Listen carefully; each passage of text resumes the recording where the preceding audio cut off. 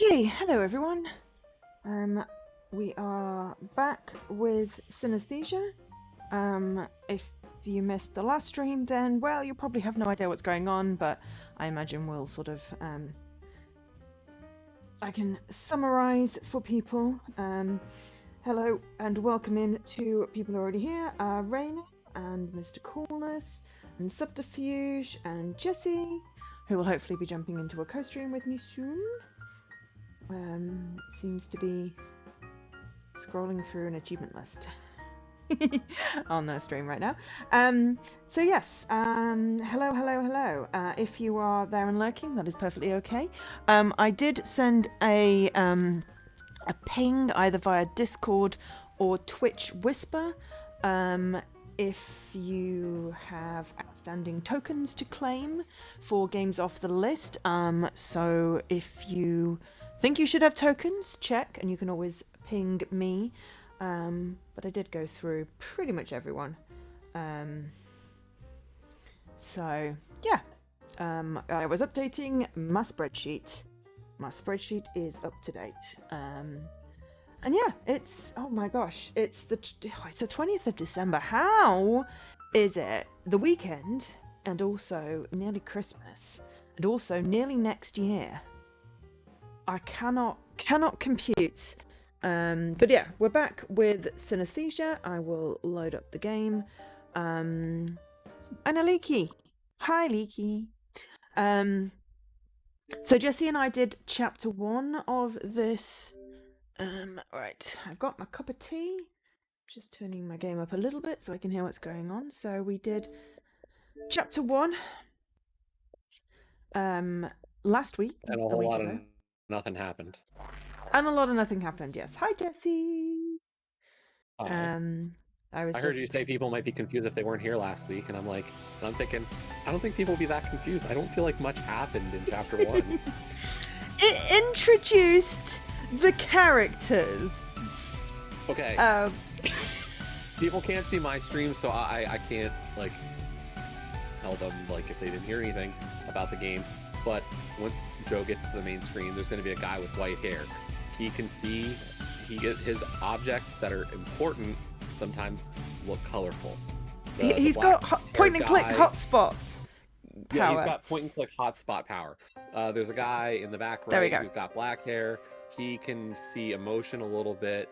The redhead in the front middle, she has a 10-second burst of precognition. And the pink-haired girl in the front right, she can see threads of fate. The purple-haired girl, we don't know what she is able to do yet. She is the new kid at school. And the blue-haired woman in the back is the teacher. Who's also a scientist, who's also very young as well. Yeah. She's new at the school this year, also as a teacher. Yeah. Hi, Vlad. So yes, hi everyone. There's a feeling that things are bad at this school, that they're doing something, ooh, but we don't know what. The inciting incident hasn't happened yet. No. Basically, it did a lot of setup. We got a card that says, "Watch out for the Institute. Don't trust the Institute. It is bad. Follow the golden thread." It said, "Follow the golden thread," which is otherwise my stream title doesn't make any sense. All right, there we go. Not got a great big fingerprint in front of my eye. I summed up 3 hours of co-stream last week. Yeah, we met Jace, Isla, Miss Keller, Zeke, Eris, and Maya. Zeke is us, right? Yeah, Zeke is us, and we get these little bobbly things, the blue underlines, and yeah, everyone has a special cognitive perception, the SCP. Follow the golden thread? Oh dear. I feel like that's vaguely. I know a couple of threads. I don't know which one's the golden one. I don't know. I feel like my grandpa probably, because he's dead and therefore some sort of spirit. Maybe. Okay, continue from last. Oh, I like it when it says it's an intelligence save load thing. It's like, would you like to load your last save? Yes, I would. Which is literally the beginning of chapter 2. Well, that's where we put the save. Yeah. I can't hydrate. I literally just made boiling hot tea, but I will stretch. Hi, everyone. Also, Jesse, hang on. No, wait. Wait.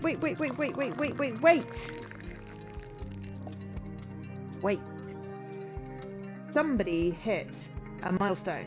You hit a milestone. I wanted to congratulate you on your milestone. I'm like, hang on a minute. I highlighted the damn things in green so I wouldn't forget. You and Ulkesh are hitting milestones today. You hit yours, and we're waiting for Ulkesh to join. Hey, Targan!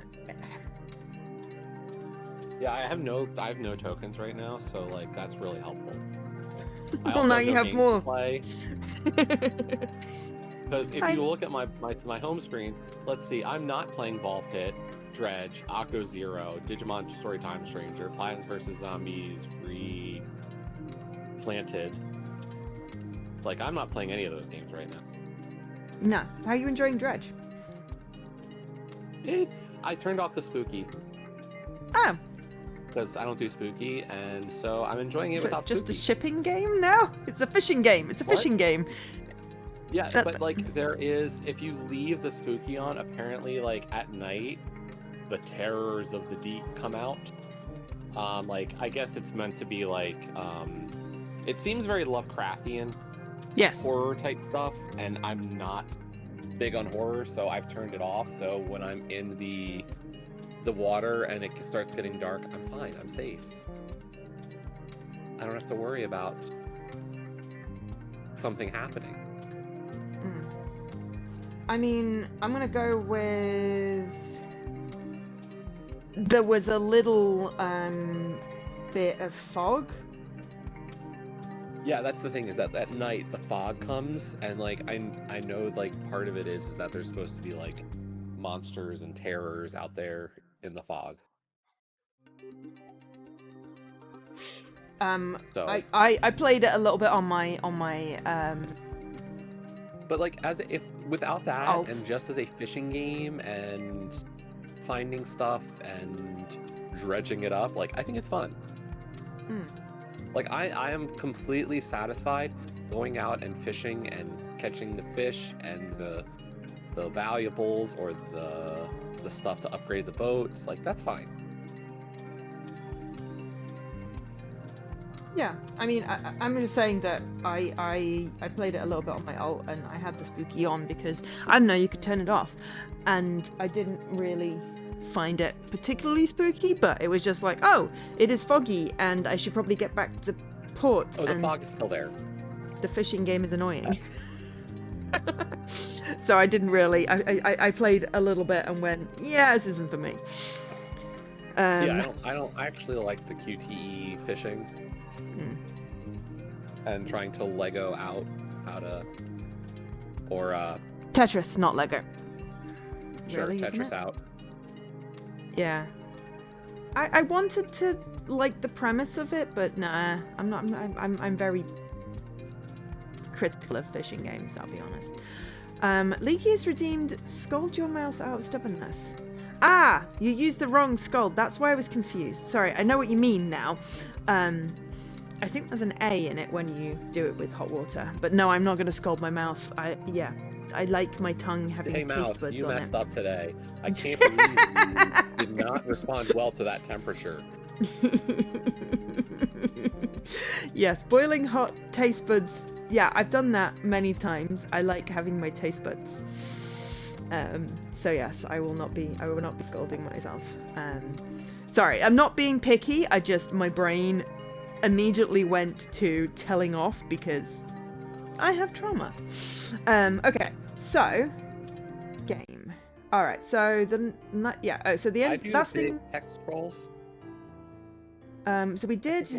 I'm just gonna load up the title sequencey thing. Chapter 2. I just went back so I could get the chapter 2 heading thing again. Oh, okay.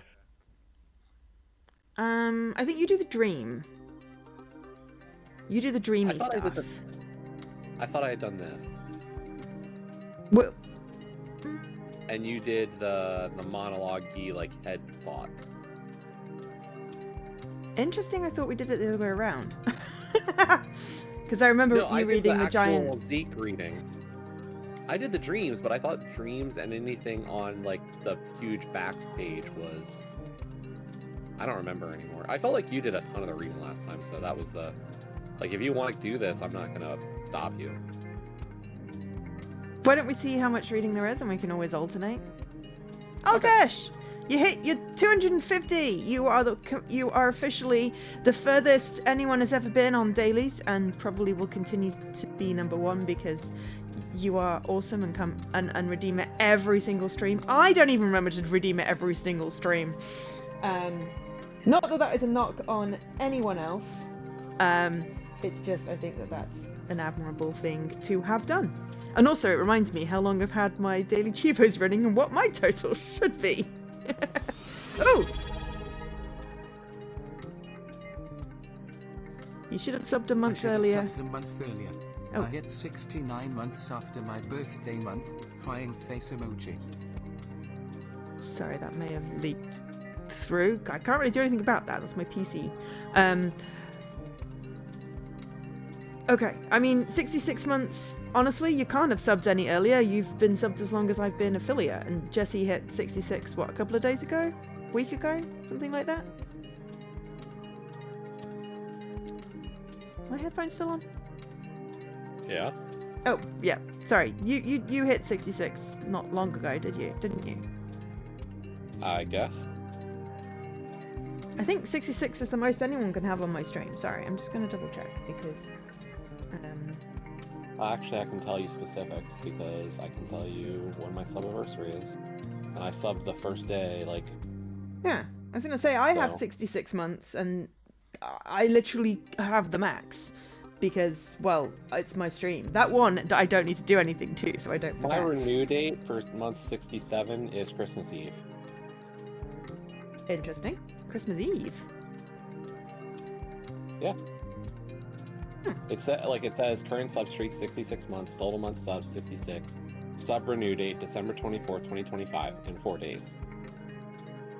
Oh, well, that was longer ago then. Sorry, it's just I thought my post it often. No, that's not why. I'm only confused because I thought it was like the 4th of July was my sub-anniversary. So I'm confused why you would be renewing on the 24th unless you had a gap. I'm kidding. Well, that's not true. I'm kidding because, yeah, well, also, yeah, that seems unlikely. But, yeah, I thought I'm sorry, I'm getting massively distracted. Affiliates. Where's my bloody anniversary? Oh, why can't they just put things in sensible places? Just go to your subscriptions. It should be there. Because it's your tier 3 sub. My subscriptions. Yeah, why didn't I think of that? Yeah. I was looking for the page which has my anniversary thingy on it. My subscriptions. Sorry. This is what my brain has been doing forever. 15 days. Now. 15 days. Oh, that would make it the 4th. Weird. How have you got an earlier 67 months than I do? Lifetime subscription! I am so confused. Because, yeah, 15 days would make it the 35th. Which would make it, like, the 4th. I'm very confused. I mean, maybe it's because Twitch months are wobbly? I don't know. Anyway, this is beside the point. I'm really sorry, stream, and Jesse. Okay. Alright. I missed Jace this morning. He must have left early. Fortunately, I should still make it on time. We agreed to meet with Eris and Isla during break today to tell them about the letter. Ah, mine's no expert. Yeah, Jesse, you're a speedrunner. That explains it all.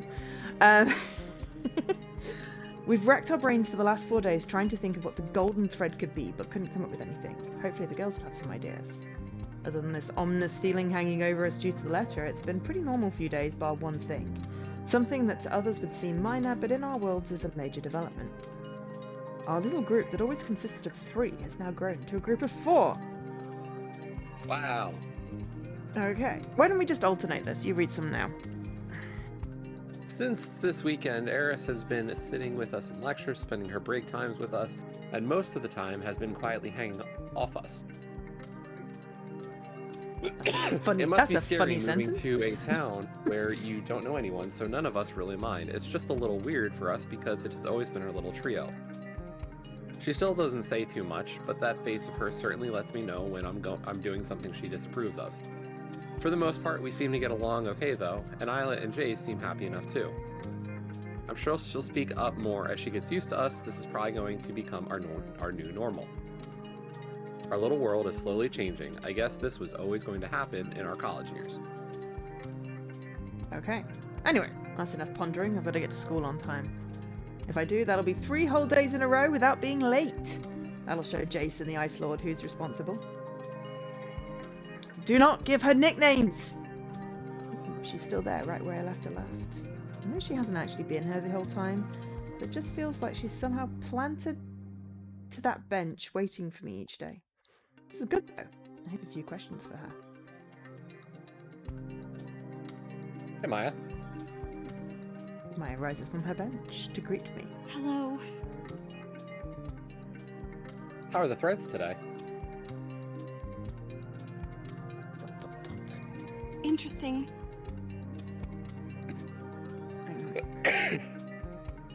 Well, I'm Leaky, to your point though, I'm starting to think that what could have happened was I started off as a tier 2. And at one point I did change to a tier 1. Could that have screwed up the timeline? Yeah, but if you're going to hit 67 months, like a whole... like 10 days before me! Well, that's my point. Like, let's say I swapped to a tier 1 mid-month. And then it charged me as if I was a tier 1 that month. Or, like, it also charged me as a tier 1. So I got double charged. It still doesn't explain how you've managed to have an anniversary before I even became affiliate. That's really my thing. Apparently 68. Aww. That's not nice. Mr. Coolness with the 45%. Jesse with 68. Okay, It's teasing you. Yay! Shit. You got today's visual novel. Oh no, Leaky with the chaos. No chaos for Leaky. Right, hang on, I need to switch back to my channel. Let's see what I've got chaos today. Party? How can you be party with no chaos? What genre? No, that means Leaky's going to be the manager type today and has to be really good. Mine is navel. So I'm going to be immature and giggle at it. Doing all that navel gazing. Yep, all that navel gazing. Oh, wrestling! Interesting. Goes well with navel. Sorry. So apparently I got out of the cheeky side of the bed this morning, even though I'm not with the chaos. But yeah. I need to make it do silly things if it does cool numbers. There's a schedule on a spreadsheet, but it's still fun. I mean, yeah.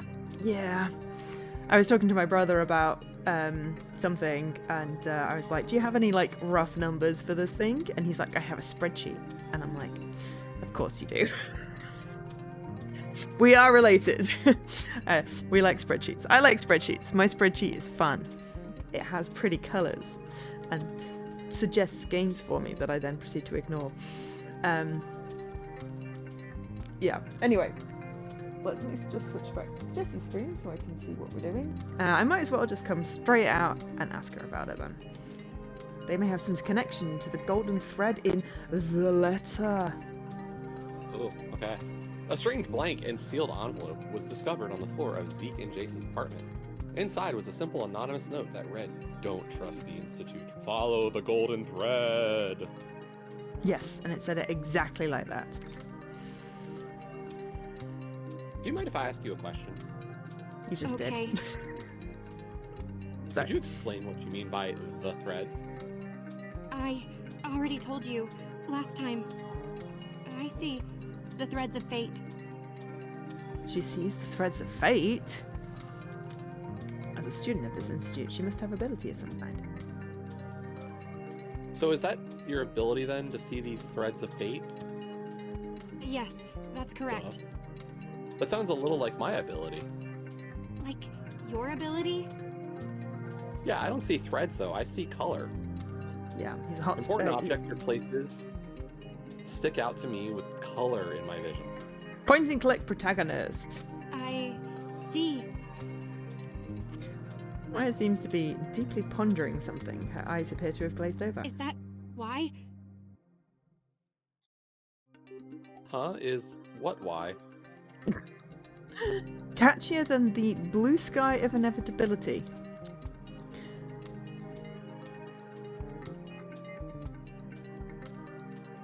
I can't quite link that to something that we said. I think we saw blue. Oh, the threads of fate. Threads is social media network. Blue sky. Yeah, sorry, I got it. Don't mind me. I'm being slow today. I have spent all morning setting up my new phone, and now it is downloading gigabytes of data. And that is not why my brain is slow, but just, you know.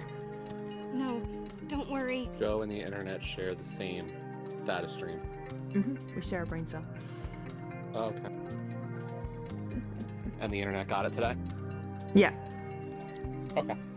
Good for it. I'm happy for the internet.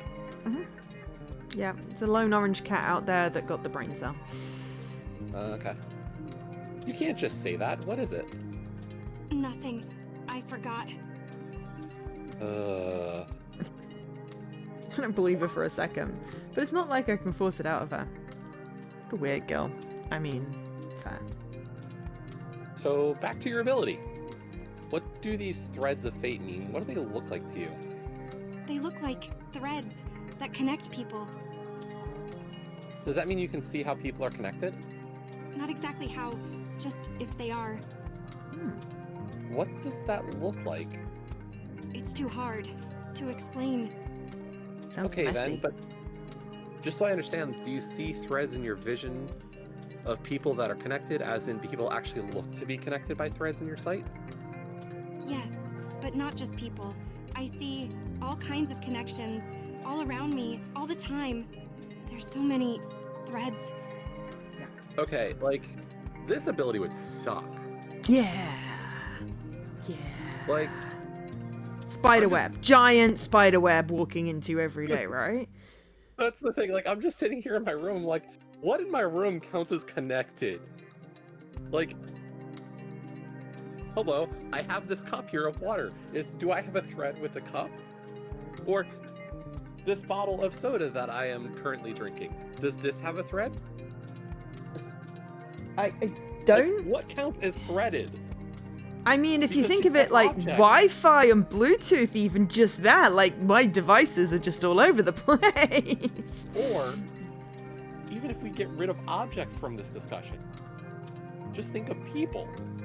How many people are you connected to that count for these threads? Like, like, what counts as a connection to a person? Like, do I know that I'm connected to the person? Like, if I followed a thread, would I find somebody and be like, who the F are you?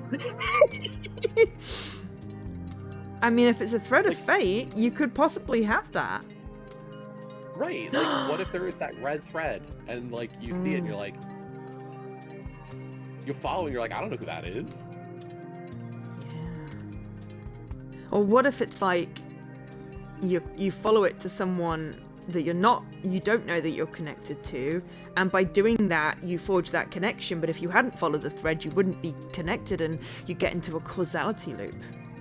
Right? And now my brain hurts. Like, I don't have the brain space. Her ability is actually the first one that I feel like is not just scientific intuition. Yeah. Like, this is a bit more spooky of an ability to even ponder to have.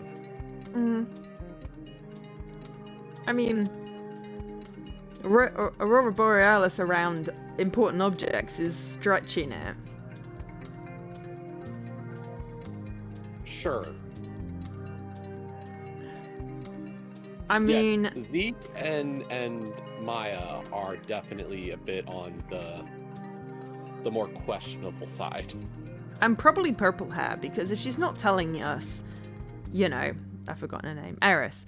If she's not, wait, yes, Eris. If she's not telling us, is that because she's got like she can actually read minds, or like, probably not telekinesis, something that's slightly more suspect. More supernatural? Yeah, more supernatural. Maybe she can fly. You know. It usually has something to do with the brain, so I don't think flying would be reasonable, but... It's like telekinesis on yourself, right? Yeah, I guess. I think that's something to do with gravity, in which case you could not telekinesis yourself. I feel like there have been multiple experiments in various different fictional universes with that. You can't read your own mind. I mean, yeah, like I feel, yeah. I don't know what's in my own head half the time. And I'll be like, right, I need to make a note of that. And then I'll be like, make a note of what? I should have said the thing out loud. But yeah, if you couldn't have been bothered to play multiplayer Mass Effect, would you be here? I don't know. Would we have met some other way? Possibly not. Don't know.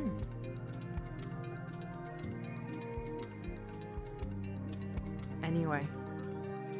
I couldn't imagine what it would look like. I guess that's why she has trouble explaining it. I mean, I can totally imagine it's like giant spider webs, and it terrifies me. So, you know. But anyway, not only that, but with that amount of information going through her head, it's no wonder she seems a little slow to respond to things. Yeah. Do you find it hard to deal with seeing these connections all the time? ... Sometimes. That's why I often like to sit by myself and just watch and experience. She probably has a lot of sensory overload. Yeah.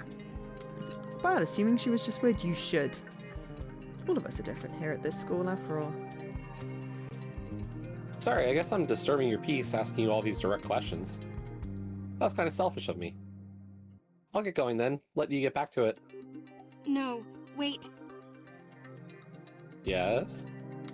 It is okay. You don't mind talking to me?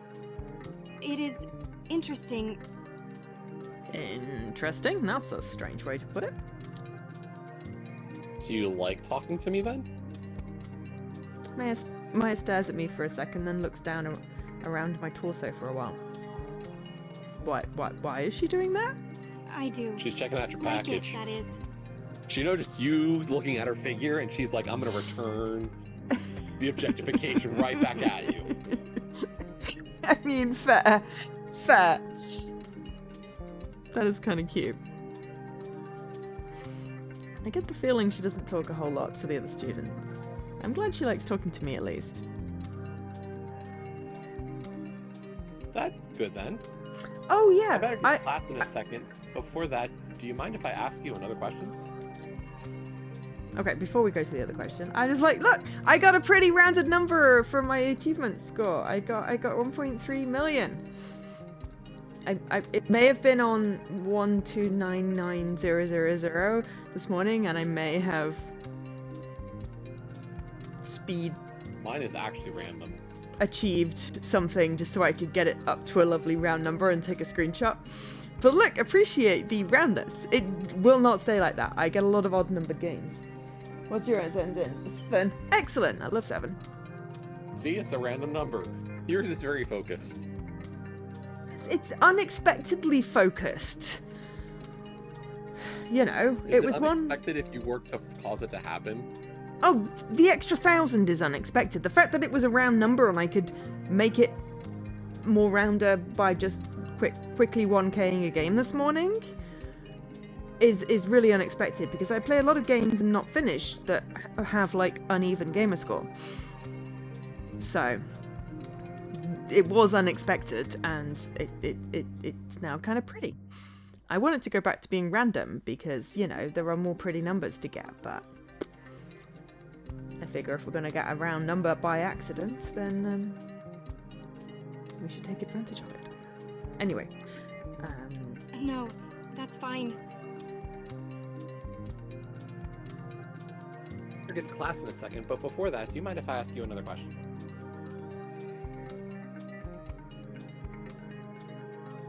Have you ever seen a golden thread before, or heard of anything like that? I was motionless for a few seconds and thought. A gold one? I've never seen a golden thread.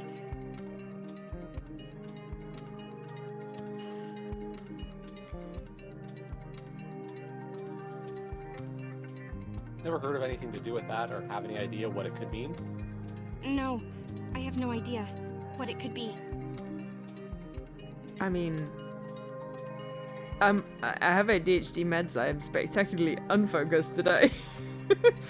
But anyway, I guess it could be a coincidence. It's a very strange coincidence, but I doubt she's lying. For now, I should just keep looking elsewhere for clues and keep an open mind. No problems. It was a long shot anyway. Just then, I see Jace approaching to my right. Better go catch up to her in class. It's about to start. Anyway, I had to get to class. It was nice to talk. Let's do it again soon. Okay. Bye-bye. Aww, she's sweet. I felt kind of bad leaving her for some reason, like there's some lingering sadness she's carrying. Is that all in my head? Yeah. Anyway, I gotta catch Jace. Hey, Jace. I run over to Jace to intercept him before he heads through the doors of the Institute. Oh, hey, what were you doing? I was just talking to that girl in senior year I told you about. Really? Where is she? She's a ghost. Oh, she's gone. She made herself scarce quickly. She was over there just a second ago. That girl is way too shy. Did you ask her about the letter? She's not real. Maybe she's in his head. This is your power of manifesting in a new way. Ooh, that would be interesting.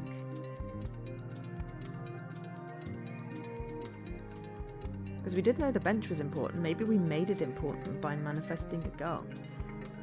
Right. Yeah, she doesn't seem to know anything about it. We'll just have to hope the girls have some ideas then.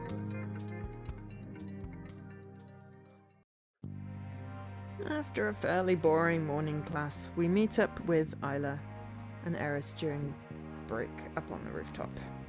What was it you wanted to talk to us about? It seemed really important. Oh. Why are they all why are all the girls wrinkled and Jace is just standing there, like all angular? I don't know. Isla doesn't look too wrinkled. She looks more wrinkled than Jace does. Does she? Why is the front view wrinkly? Eris's is the worst. Yeah, it looks like she really slept in just those the clothes. jacket. Yeah. I think it's the way the shirt's cloth's not terrible. draping. Yeah. That's where the way the clothes are draping. It looks.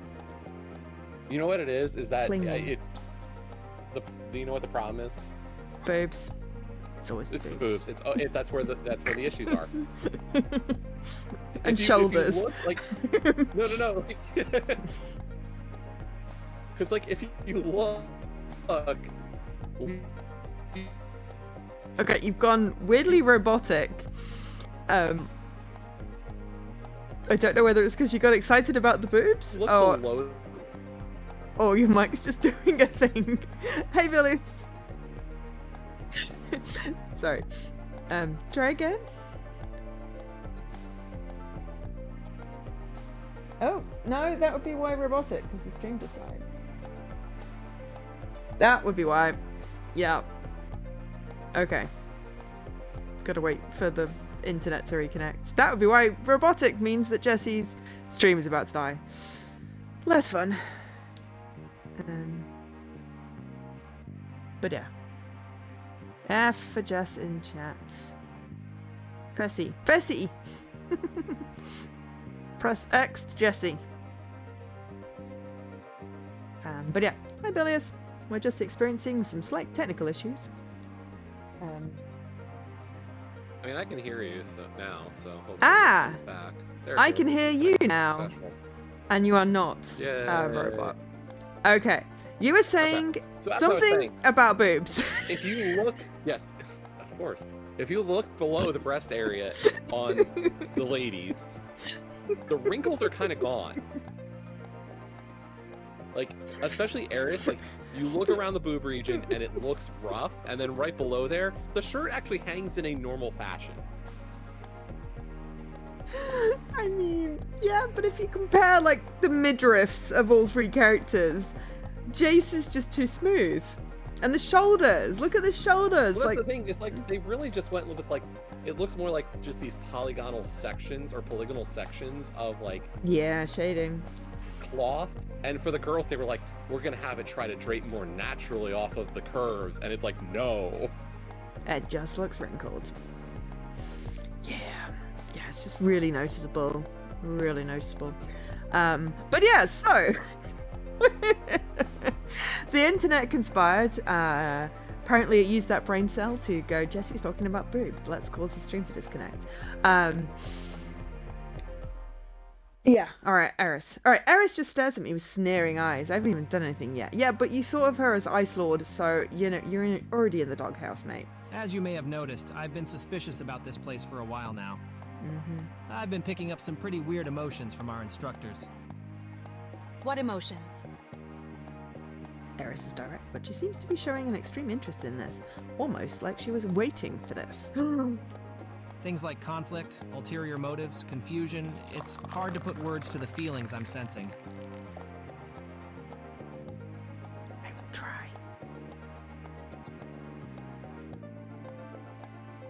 It is okay. I owe Havor a hydrate, but it's still quite hot. What do you make of it, Jace? What are you up Well, to? if it was only that, I wouldn't have brought you guys here. We found a letter. A letter? Just talking about a letter. There we go. I think we're on you now. Okay. Yeah, it was slipped under our door. We found it when we got back from the arcade on Saturday. Jace brings out the letter and hands it to Isla, who holds it open for Eris to read along next to her. It's like 2 lines! Don't trust the Institute. Follow the golden thread. You timed that perfectly with the voice on my stream. Just to note. Like, Awesome. in sync. What does it mean? We don't know. We thought maybe one of you might have a better idea. Eris dies quiet, just staring at the ground beneath her thread. I wonder what she's thinking. No thoughts then? I've got no idea. But can Jace detect deception? Sorry, I don't get it. Neither do we. We spend a few minutes discussing the motives of the author, all arriving at the same conclusion, that if it isn't a prank, it's probably written by someone who can't risk being identified. Then all we can do is figure out the riddle for ourselves. Right, but where do we even begin? Break's almost over. We need to get to our next lectures. What if we meet up after school? And go clue hunting? That sounds like fun. It does. This isn't a game, Isla. It sounds like fun. Still sounds like fun. Isla and Eris are both very into us, but it seems for very different Sounds reasons. good to me. Does that work for everyone? Oh, wait. I have my practice at the arcade after school. Can't you skip it just this once? No. Like, it's not My like it's a next run is on club. Saturday. I can't risk making a mistake. No. Or something my like, next run this on is Saturday. our weekly I club can't meeting risk day. making a This is like mistake and letting everyone just down. the gaming time. Yeah. No. My next run is on Saturday. I can't risk making a mistake and letting everyone down. Then what about tonight instead at our place, sometime after dinner? At your place? Isn't that against the boarding rules? Place of a boy? It was definitely against the rules to have people of the opposite gender over at night when we were in high school. Now we're at college level, I don't see why it should be an issue outside of the fact that many others in our dorm apartments are still in high school. There might be some blanket rule over the whole building as an impetus for us older ones to find our own accommodation elsewhere. Not sure. It's better not to ask the question and plead ignorance if there's a complaint. Okay then. Good job, Jace. Huh? You're okay with it? That's kind of surprising. Why wouldn't I be? I guess she's more adventurous than I thought. My mom won't let me out late on a weeknight. Ah, forgot about that.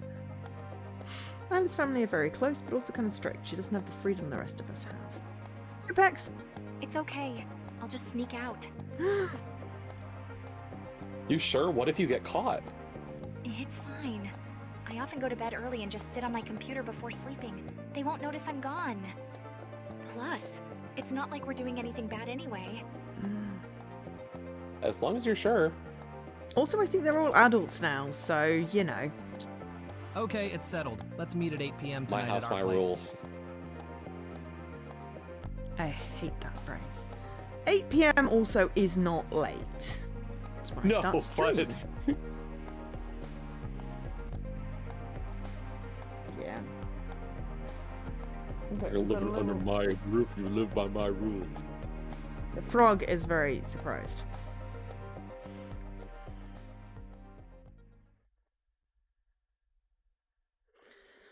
College is over for the day. I've got a bit of time to kill before tonight. I wonder what I should do now. We could look at the school gates. No chance. We're heading back in there again. Or the bench. Isn't that the spot Maya usually sits? So I guess we'll go to Main Street. We have so many options here at the school. Oh, but now we have options. Now we have Cheeky Dog, Institute, Sharp's Point, and Arcade, plus what probably is home. Sharp's Point. That's where we had the first get together with the snow cone and everything. Oh, right. Yeah. Where do you want to go, Jesse? Let's go to the arcade. Okay, I'm just gonna drop a save. Just because it's useful to have saves at choices. Yeah, I really wish B did back there. Okay, so we're going to the arcade. Zeke? Isla's happy. Ah! Why are we surprised? Seriously? We know she's going to the arcade, so why are we surprised? Well, because if she was right there as we walked in, it's like, did her precognition tell her that Zeke's about to walk in and we're gonna go greet him like this? Like, I'd be still surprised even knowing she's there and that she has that ability. I mean, Jesse, I get surprised by, like, my hand occasionally. Or, like, so you know... Like... so I really can't comment here. But it was just more well, we knew she'd be here. I don't know, yeah, I managed to give myself a fright sometimes by literally parts of my body or inanimate objects. So I really can't judge. Here's the other thing I will say. The reason why I find this a surprise moment also is, look how close she is. Yeah, like, I mean, usually every time we interact with the other characters, they're always like torso up. This is like high chest up. We got boobs. I'm sorry, I don't know what is up with me today. You can't say your own hand surprised you. Well, horror, then clearly, you know. I mean, I'm the person that could be like, wait, where are my specs? Not realizing that they must be on my face because I can see. Or being like, I'm on my phone. Shit, where's my phone? It's like it's in my freaking hand. But yes, me too, Leaky. Me too. And yay, Bilious! Nice dancing emotes. Congratulations on your steak. Right. Okay, so apparently I'm almost bundled over by the loud and overly intense greeting I'm given the instant I head through the doors. How is she always able to... Dude! The how is... She has superpowers. How is she always able to do this? Even though I already know the answer, I'm always left startled when she does this. Sorry. Carry on. You'd have known my #1 stalker would have been lurking ready to greet me. In truth, I'm just embarrassed because the yelp I let out was way too high pitched. Oh god, really? Really? What brings you here? I had some time to kill. Thought I'd see how your practice is going. I've finished now. I ended up skipping the last lecture today. That's not much like you. Every now and then won't hurt. Plus, I was really keen to test out these new strats I thought up for this weekend. Oh yeah, how did they go? Great! So well that I ended up giving myself an early mark. So we could have met up after school rather than tonight. I didn't know that at the time. Plus, it'll be fun sneaking out to meet up at night anyway. Well, if you say so. So are you going to head home now? Yeah, got some projects to get started on for college. I'll walk you back then. Okay. Your ability to lose the milk whilst making a cup of resin, it's in the fridge and then some. Yeah, I mean, this is why I reduced the amount of ingredients required to make a cup of tea, and I have still poured cold water over a tea bag in a cup. And then proceeded to try and put the kettle in the fridge. And I don't even have milk in my tea. So yeah. But it's more I have to put important stuff back in the place where it lives, otherwise I will have no idea where it is. And that's scary. Anyway, we spent another comfortable stroll, side by side in the golden light of the afternoon. It's become a ritual of sorts, that if I bump into her, I'll offer to walk her home, which she always accepts. Being with Isla always feels warm. The setting and the warm light seems to synergize to create these perfectly serene, easy and comforting moments. I suppose this is what family feels like. Wait, what on earth am I thinking? What is it? Is my face so obvious? Fortunately, we arrived back at the top of the hill in time for a swift change in topic.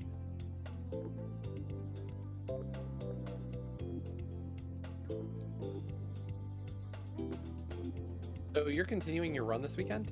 How do you think it'll go? Like I said, my new strats are super amazing. I think I'll nail it. Well then, that's good to hear. You going to come along again? You know me, I never think that far ahead, but if I'm free, I may swing by. I mean, do tape measures not belong in the toolbox? I have tool drawers, because my actual toolbox has painting supplies in, like watercolors. But yeah, everything has a home, and if it's not where it's supposed to be, I have no idea where it is. That is the most frustrating part. And having sorted my entire flat these last few weeks, I've been amazed by what I found that I thought I had, but I forgot I had. And then I was like, oh, I have this entire box of things that I'd forgotten about. I didn't find the things I was looking for, but I found other stuff. It's really weird. Anyway, I'm acting cool, but unless something drastic happens, we both know perfectly well that I will be there. It'll be my best performance yet. It's fine.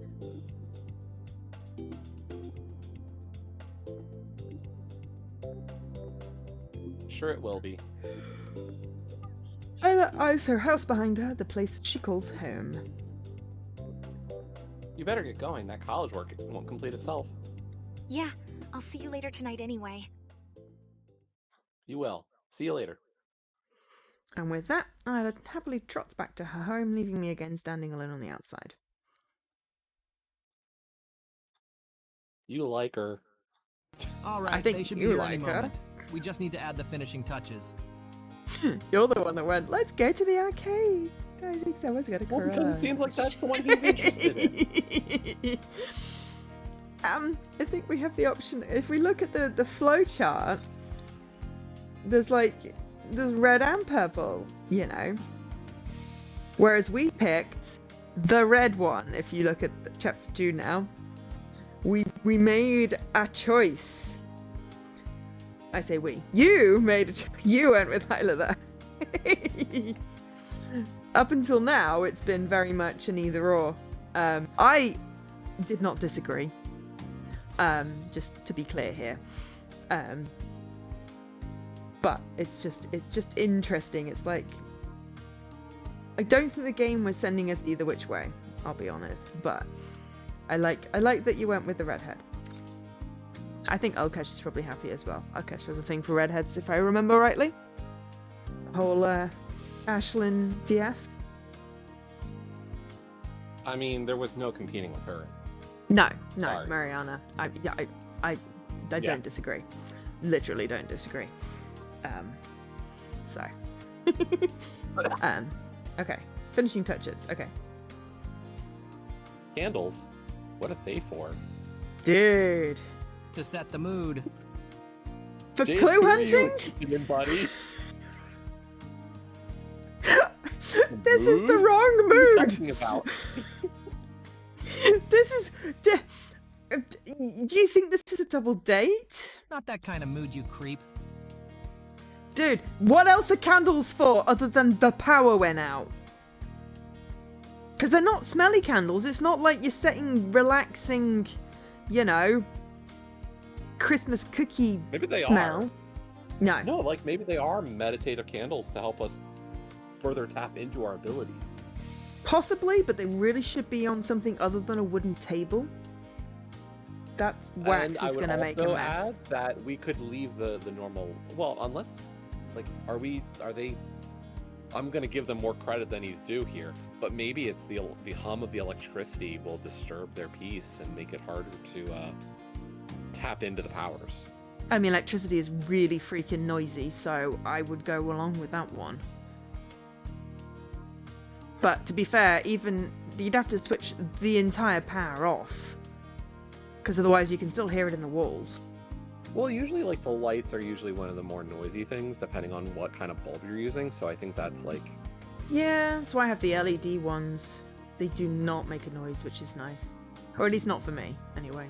Of course, like, this looks like a very small apartment, and it looks like that's the kitchen, and the fridge would probably be one of the biggest offenders. And I don't think you're turning off the power to the fridge. No, you're not. And yes, fridges generally are noisy. My fridge is not. Leaky's fridge is like a freaking jet plane, and you can hear it through the wall. Leaky, how dare your fridge? My fridge is quite quiet, which worries me sometimes. But things are cold. I have a thermometer in there. But yeah, seriously, with the candles, can we not have a fire hazard? Yeah. Damn it, Jace, you know that isn't what I meant. No, it is totally what you meant. We need to create an aesthetic here that will help us think. Besides, it's a heavy enough topic. We might as well try to enjoy it a bit. What in the world does he think this is? Hey guys, come on in. Jace gets the girl for the doors. Yeah. Yep. We're going this way, Girl, are we? open the doors. Yeah. You know what I meant. Carry on. Hello. Oh, cool. Candles. Oh. What's with that? Eris looks down quizzically at the candlelit room. Yes, be quizzical, Eris. It's weird. It was Zeke's idea. He said it would help set the mood. You bastard! The mood? What? It wasn't. Damn it, Jace, I knew this was a trap. Smug luck. He's loving this. Oh, he looks angry. Ugh, whatever. Anyway, come in and take a seat. I mean, the only thing is if there are LED candles, then they might be cool rather than hot. But that looks like a real flame. Now? Oh my god. This looks like that game we played. The creepy one with the unreliable narrator. This is like Cabin in the Woods vibe. Are we going for a Cabin in the Woods vibe? That one. The Halloween one we did. Yeah, with the creepy doll and stuff. The crows and yeah, but I don't know, some unreliable. I can picture the game thing was like brownish, the key art. Well, I don't call my Discord cozy, Mr. Leaky. Mine's official and racing and huzzah. Yes. High adrenaline. Uh-huh. We talk about graphs from Woo! students. Sports. And post pictures of my lab and, you know, how terrible things get when steam leaks onto the power equipment. Yeah. It's stressful. Yes. That's not a good thing. That's not a good thing. We water and steam do not mix with electricity or lab equipment that looks sensitive. But yeah, I mean, you can also tell it's Jesse's because Jesse's got Jesse's face by it. You know, my cozy one has my face by it. And it might only says it's kind of cozy because I literally couldn't think what else to put and I wanted to keep the message short. I should probably put something about, you know, join for more giveaways and pictures of cats occasionally. But anyway, we all take a seat on the floor as Jace is prepared. Yeah, honestly, now it looks like we're summoning, you know, something. This is so cool. It's moderately cozy, like a bedroom in an IKEA. I like IKEA. I don't know why. What's not to like? It's big and confusing and you get lost easily, but I like looking at all the furniture. Anyway, I can see by the look in Isla's eyes that she's caught up in the fun of it all. No problem sneaking out then, Isla? Nope. Got out of there with no problems. She always had gloves on. She almost always has gloves on. I don't think we've seen her hands without gloves. Okay. She's always been a good student and an obedient daughter. This might be the most rebellious thing she's ever done, and she seems to be reveling in it. I think she's riding on the adrenaline here. So, what are we going to call ourselves then? Is being like a big time person at the arcade not some kind of rebellious thing? It seems very counter to. I guess like the thing is we've said she's using it kind of to help hone her powers. So yeah. So it is kind of studious of her. It is. I feel like it's one of those things that it works well with her powers and she enjoys it, and if that helps her whatever score go up, then you know. Yep. I mean, the Four Musketeers? Huh? If we're going to solve the mystery of the letter, we need a name for our team. The Mystery of the Letter. It's a book by Enid Blyton. Why would we need a name? I like it, Isla. Every group needs a name. It brings focus and camaraderie. Zeke will no doubt be able to think up a good name for us. Oh no, put us on the spot. Jace throws me under the bus once again. Oh, will I, Jace? Well, hurry up then. There's a lot to talk about. Great. No pressure or anything. How about... Yes? Go on, Zeke. Damn it, Jace. Why'd you do this to me? I can't just come up with something so easily. What about... Jize? I mean, I was going to say jizz, but yeah, let's go with Jize.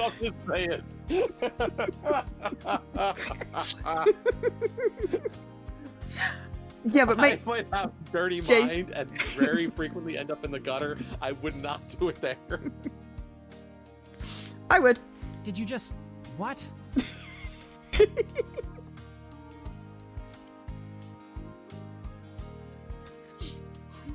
What did you think I said? I said Jize. Why Jize? Good. That's how she pronounced it as well. Sorry, I was giggling. I'm going to have to go back and listen to hers again. Why Jize? No, she definitely says Jize. Okay. It's just the first letter of each of our names. When did I ever say it was a family-friendly stream, Horror? They're not, unless I'm literally playing a kiddie game.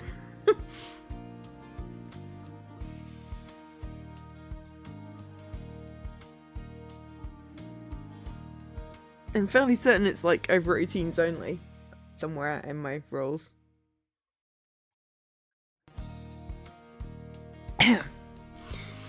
What did you say, Jesse? I already said the line. Am I supposed to read it again? It's just the first letter of each of our names.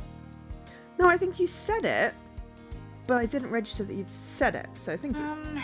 Maybe we don't need a name after all. Damn it, I knew this would happen. Well, anyway, I think we should get started. Jace's demeanor shifts quite suddenly as he begins to address us with a stern look on his face. Jace delicately places the letter on the floor in view of us all. Preferably not on the burning candle, but you know. We need to solve the mystery of this letter. At this point, we don't know how serious this might be. Pause in contemplative silence as we consider the truth behind this strange occurrence. The first part of the message is obvious. It's a warning to not trust the Institute. Yes, it just literally says that. I think it goes without saying we need to keep all this between us, and not mention anything to any of the other students or staff. Not a word of any form can slip about any of this. Yeah. I agree. We should keep in mind how powerful and respected the Institute is. If something really is going on, we could put ourselves in a lot of trouble by snooping around. They may go to great lengths to save face. Do you think it's a bad idea to look into it? Are we in danger? I think we have to look into it. Something is definitely up. We just need to remember who we're dealing with here, and be sure to be cautious. Did you move? Did I move what? Your headset? Why? You started bleeding through suddenly. I've got it on the lowest so I can still hear the TV. No, I'm just saying that, like, that's why I'm asking, because, like, it was fine, and then this scene, I've started to hear everybody. Oh. Out of nowhere. I mean, my headset doesn't have the mic. The headset is just for you. The mic is not moved. I can turn down the gain a little and see if that makes a difference.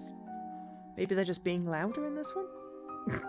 I mean, I have shares in a plaster company. I buy so many, though. I did get some new cream for my hands. My hands are not split at the moment. So it's time to play Chariot? I didn't say that. Well, that's why you stopped playing Chariot. It was your hand. I mean, yes, and also I reached the limit of my ability and require a second player to help me through the rest of it.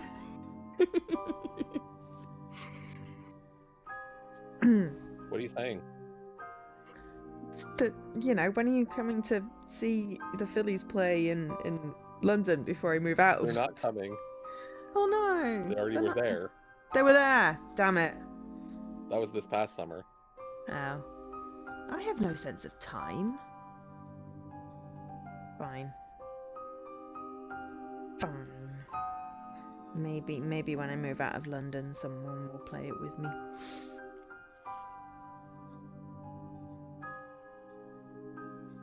Because I will be nearer people.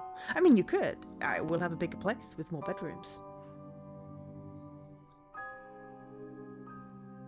I have 2 bedrooms currently. One is an office. Just to clarify that I feel like I've gone down a little bit of a hole that I didn't need to go down because, you know, you know me.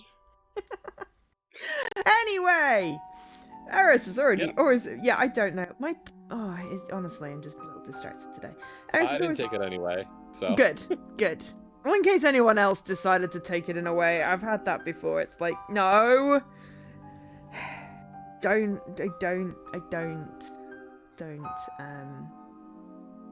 identify. I mean, should I clarify and be like, there is nothing happening. We are just friends. I have a girlfriend who is not Joe. Yes, which is why we can play these silly games and romance Santa and stuff, because it's very much, you know, platonic and silly. I mean, yes, I will be nearer people when I leave the city with 9 million people in, yes. But there were people I know will be within, like, walking distance of my house, is the idea. And I'm wondering if my friend's husband can play Chariot. He's fairly decent at games. So yeah, maybe he will help me. But anyway, Eris has always appeared strong-willed since we met, but initially she didn't talk too much. I think we're finally starting to see her true self come out now. I mean, dude, you did a lot of the talking, and you gave a nickname she didn't like, so... She seems very sharp and is completely right here. Oh no, she's completely right here. Ooh, that sentence. Yeah, the emphasis was in the wrong place.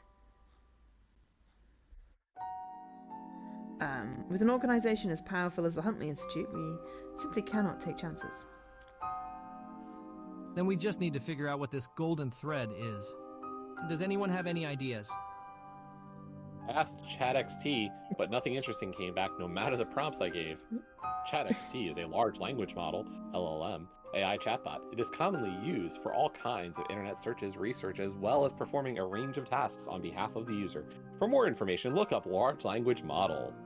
Yes, there is no affiliation between ChatXT and ChatGPT. Not sponsored. No copyright has been infringed here, except for, what was it, Wait, Street Fighter Google. in the... The next message mentions Have you Google. run a search on Google? But it's got a little G! Not copyrighted! I mean, 3.5 hours, it takes a decent amount of time right now to get between us. Yeah, no copyright 3.5 infringement. hours is so far, jeez. But I will also, you know, be getting a car, and therefore it'll be easier for me to visit people. Because stuck in the middle of London, it takes, like, you know, up to an hour to get to a train station to then try to get out of London. Wait, you're that far from even trains? The mainline ones are more north or south, and I'm, you know, a different compass direction. Huh? I doubt if we just search for Golden Thread on Google, it's going to reveal the secrets of the Institute. Plus, I bet about 1 million things will come up if we do. If an LLM couldn't find it, how would Google? LLM. A large language model is a deep learning AI model, often trained on billions of samples of unlabeled text. It is the most common form of AI, artificial intelligence interface, commonly used in chatbot form to help users with a range of tasks. It also likes hallucinating things. Transit is better. London is just freaking big. You know. If you don't live in the centre, which why would you? Because it's expensive. Then it takes time to... There's lots of transport links. I live near 1, 2, 3, 4, 5 different tube or other stations, and there's like 7 different buses. But it still takes me time to get to a train station to get out of London. Because London is huge. It is huge. Leaky just said 9 million people. Yeah, no. Anyway, return. I mean, I can find things that an LLM can't because I know how to Google. That's the thing, like, I've definitely found myself looking at, like, the top thing with, like, the AI search. Yeah. Like, I've definitely looked at those responses to kind of help as, like, an initial thing. Especially if I'm playing a game that, like, it can be beneficial. But I also will probably check the first few actual web pages below it. Yeah. Because I also realize that that first little, like, AI response is not perfect and can kind of just grab things willy-nilly. Yeah, exactly. Right, hang on, I just like, need to... I'm currently playing through Octo Zero, and, like, if there's a moment like, oh, I want to see if maybe it can find something, and, like, because there's overlap with other Octo games, I have to be careful that, like, it's not telling me something related to a different one.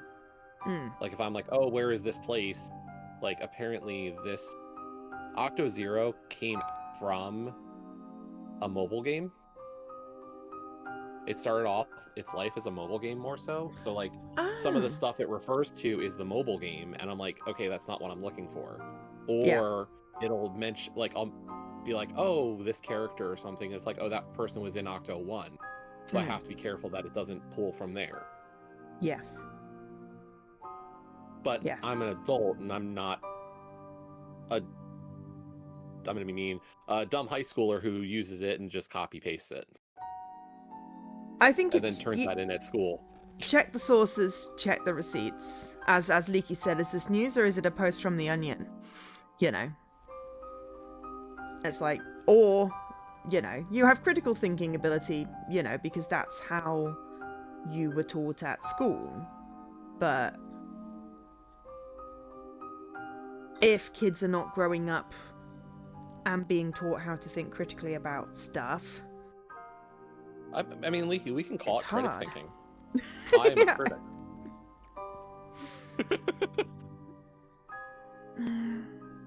I mean, I think they try to, but the problem is that AI is just so insidious and it's sort of there, and it can impede critical thinking. I think that... Well, at least there is the one bridge it cannot be able to cross still is, you know, like creativity.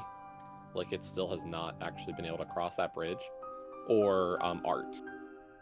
I mean, it tries. Like, there is plenty of stuff that tries to use AI art. We, of course, always love joking about the Beautiful Sakura series on these streams, because it is frequently using it. But oh yeah, it's like the costume changes every scene. Yeah, the story doesn't make sense. Yes, and the art has weird hands. Yeah. But somebody, like, I think I saw this on Instagram where somebody actually kind of discussed it a little bit, was the idea of music and AI, and they would try asking large language models basic music questions, and it can't answer them. It is incapable of actually understanding music. Interesting. Like, they were talking about, like, chord structure, and, like, chord structure didn't make any sense. And, like, this person who is a trained musician asked multiple questions related to these things and got back responses that were nonsense. Interesting. It is soulless because no soul was in... Yeah, that's why you get this uncanny valley with anything visual that's created by it. And a lot of the stuff that you read, it's like, this doesn't sound like it's saying anything. And that's the thing, like, if you don't look with a critical eye at some of these, like if you don't look at at the Beautiful Sakura games with a critical eye, you might be like, oh, the characters look attractive, it's fine. Like, and on a base level, like, boobs. But, like, boobs. Back to our earlier discussion, like, the characters look good, like, they look attractive, but with a more critical eye, you're just like, this has no soul. Yeah. Like, it clearly doesn't. It has no artistic intent. It has no passion for the work. It is like, give me an attractive woman with these qualities, and you got the attractive woman with those qualities. Or a conventionally attractive woman with these qualities. Like, that's all it is. It looks like that, like, maybe they had a concept art and then said, dress her up like this. And the model put that out. Yeah. It's like when you look at those pages that are like, take this image and copy it 100 times, and you watch the transformation that happens over 100 iterations. It's creepy as hell.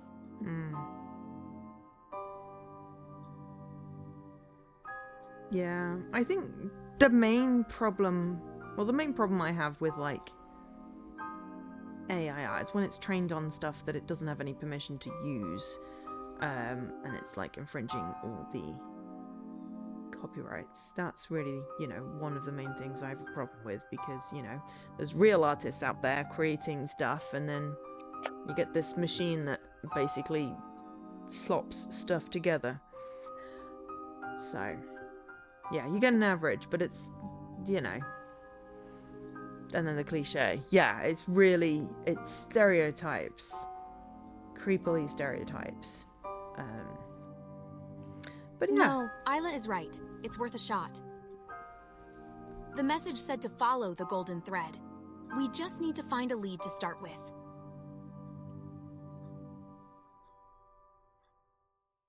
I guess an AI might be a bit too good at synergizing the information for us. Maybe it will require us to go off the beaten track. Yes, use your brains. How about you just bring up Maya? I did a quick search a few days back, but I didn't spend much time on it. It seemed a long shot. There's no harm giving it a proper look now, though. Zeke, can we use your computer?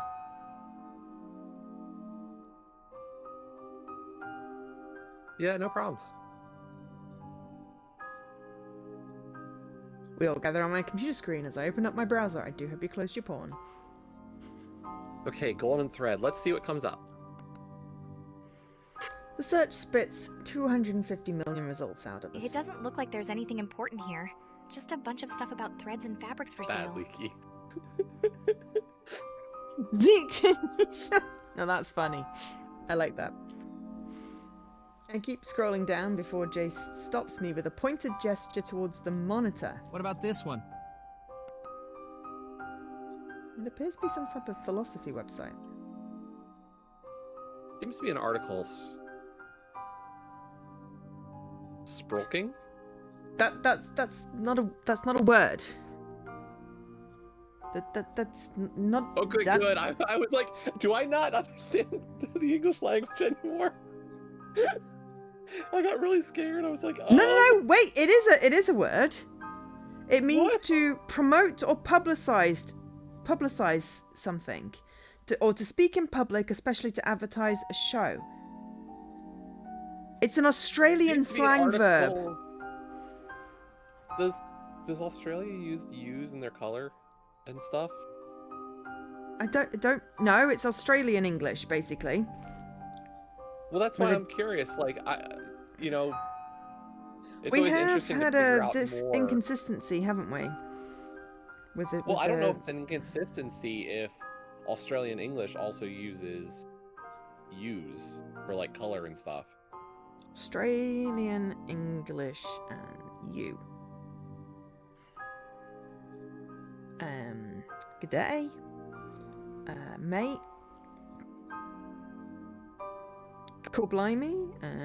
Okay, Australian English tends to follow British spelling. Yeah. Okay. So this studio might be Australian?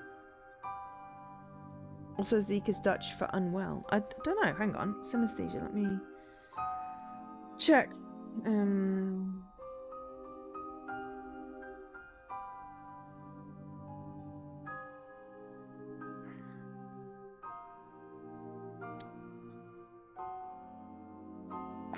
Looking here, I literally have the freaking game link thing.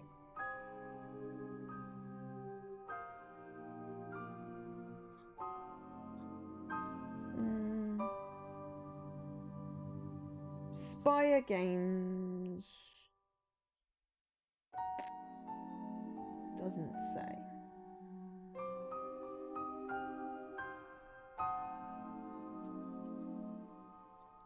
So Ratalaika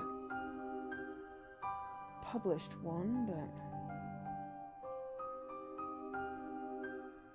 Well, and they pull from tons of different developer studios, so yeah, Spire.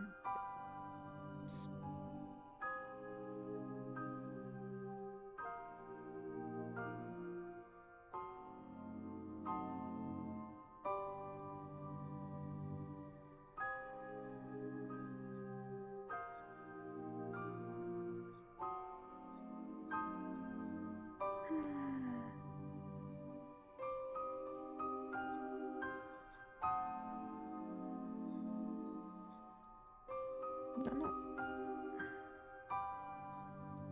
really on the internet, which is always unhelpful.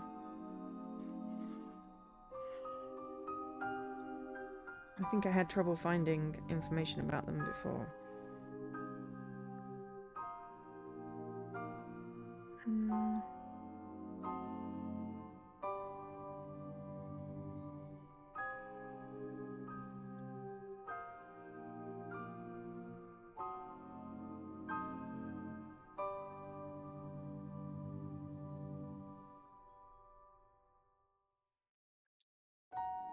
I mean, you know, it's set in future Japan, so it seems odd.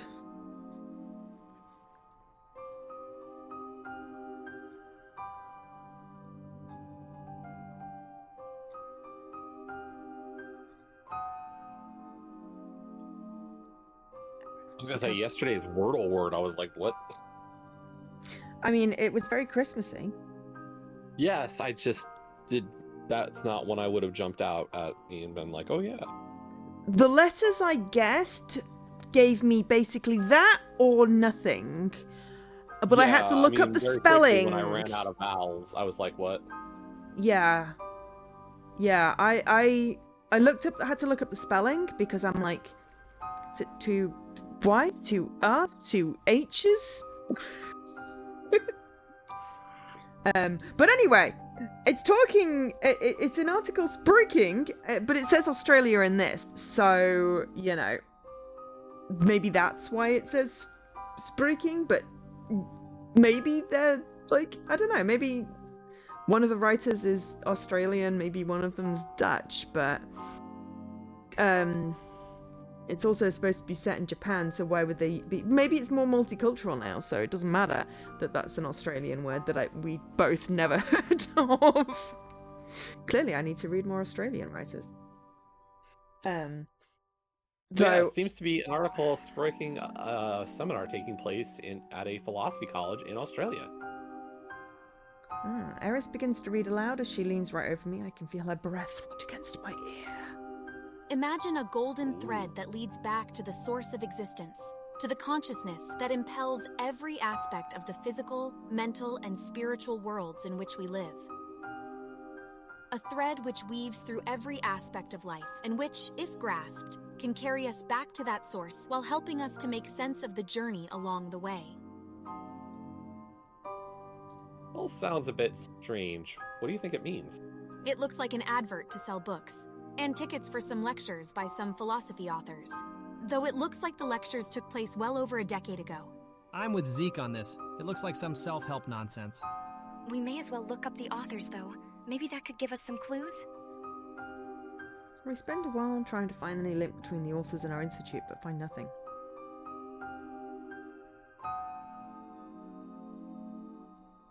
I'm not sure we should spend any more time on this one. I don't think it'll lead us anywhere. Hold on. What does that say?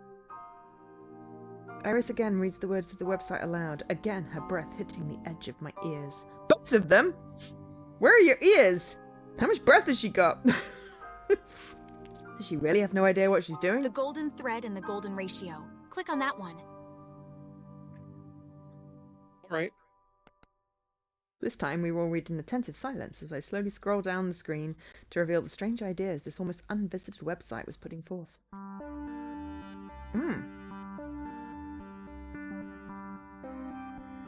I'm gonna let you read this because I don't like that background that's making my eyes weird. To understand the path that leads to the source, also known as the golden thread, one must take the golden ratio as proof of its existence. Beyond this, the golden ratio must first be understood as a universal signature, a manifestation of the source itself. The golden ratio is also known as the divine proportion and shown mathematically as phi.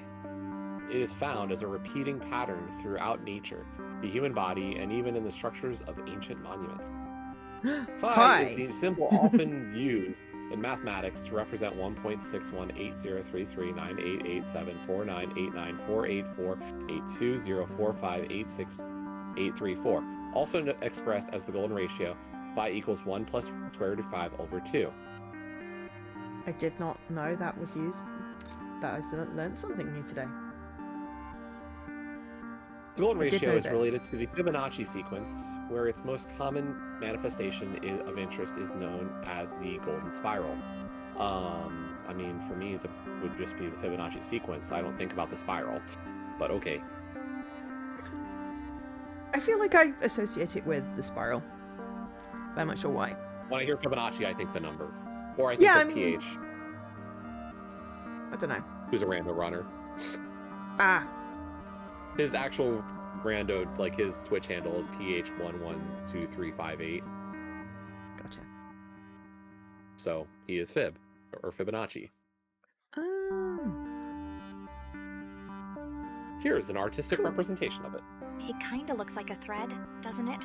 No, it looks like a shell. A little, though this probably isn't an accurate image. Looks like a shell. I think it shows it better below. Let's keep reading. In our universe, the golden spiral is a signature found from the micro to the macro. Whoa. From flowers that bloom, to shells that protect, to the hurricane formations that engulf.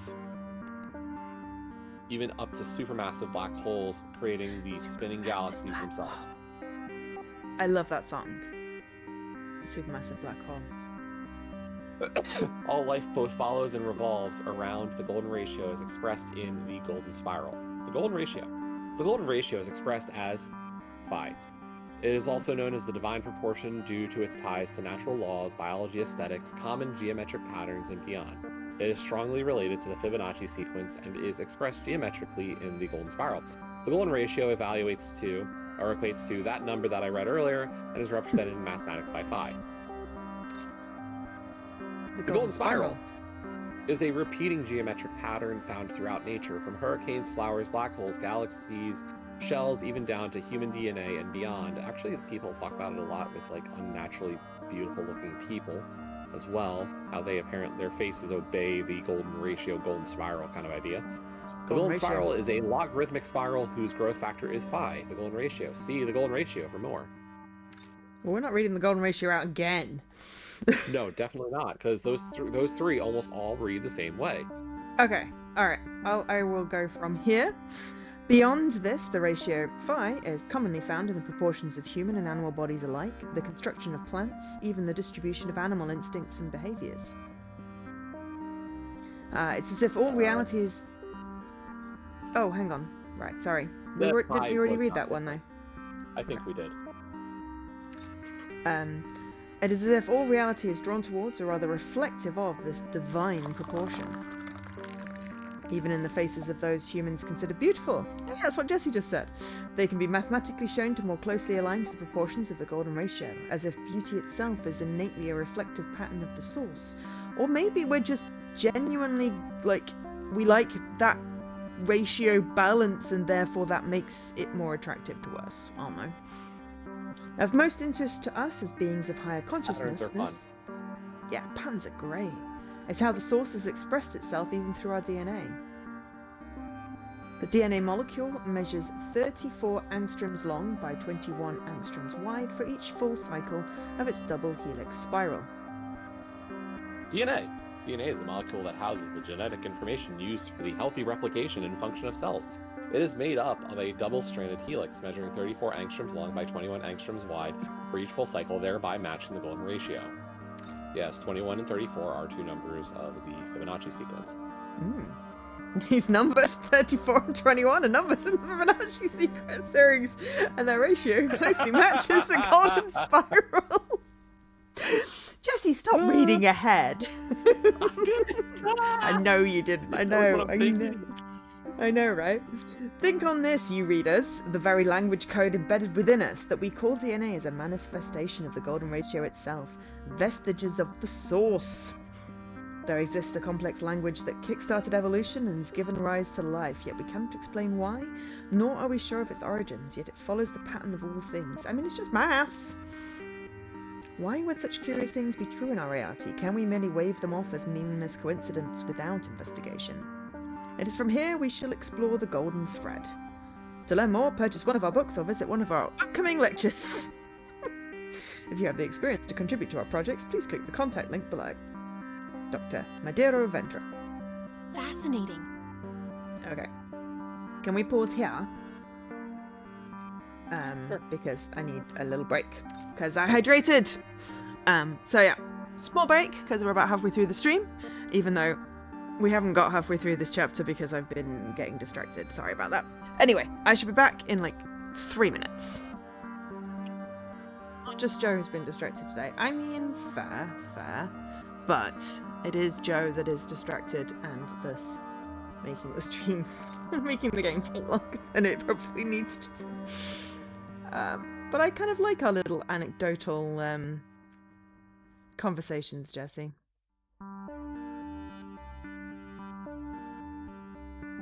Did Jesse also go? Oh, no, you're still there. No, I'm here. Sorry, I was just texting. You don't need to apologize. You know, I left for like 3 minutes. You are quite within your reason to be distracted yourself. But yeah, there's something slightly annoying about like it taking 2 hours to transfer data across to the phone, yet it couldn't bother to transfer across my 80 gigs worth of podcasts that it's now got to re-download again. And then I'm finding out it's like, oh, these episodes were deleted by the publisher, and I'm like, but they're on my phone, could you not just have copied them? So I may have to listen to some podcasts in the next 2 weeks before I zero out the other phone. Never mind. Oh, I should have picked... Hang on, let me just go get my watch.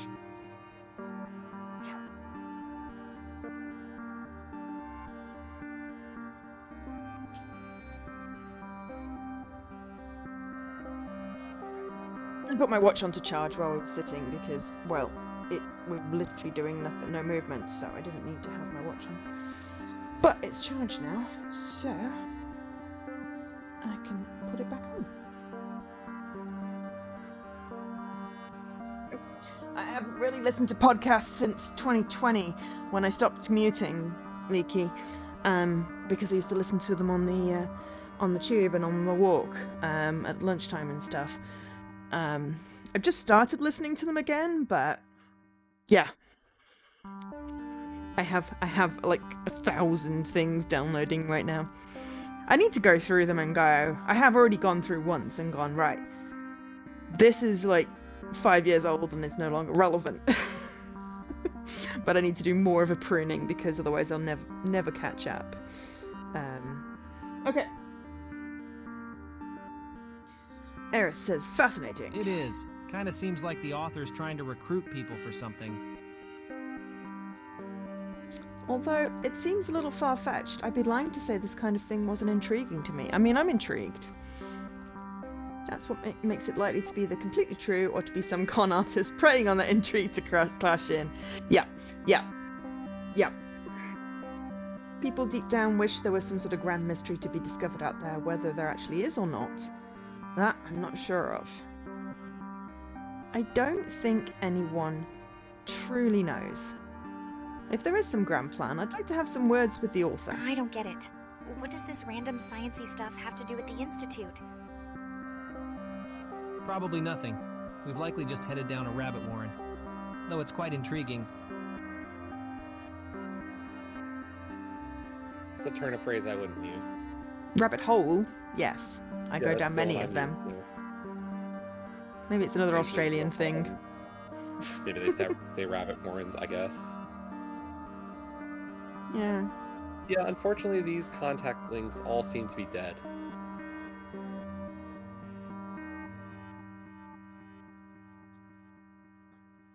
If I'm re-downloading, I won't get ominous "this is a message from the UK government about coronavirus" in the middle of an episode. I mean, it depends. If it's recorded with all that in, then I'm totally gonna get those messages. Mostly it's like stories that I've got, like podcast stories that I quite enjoy.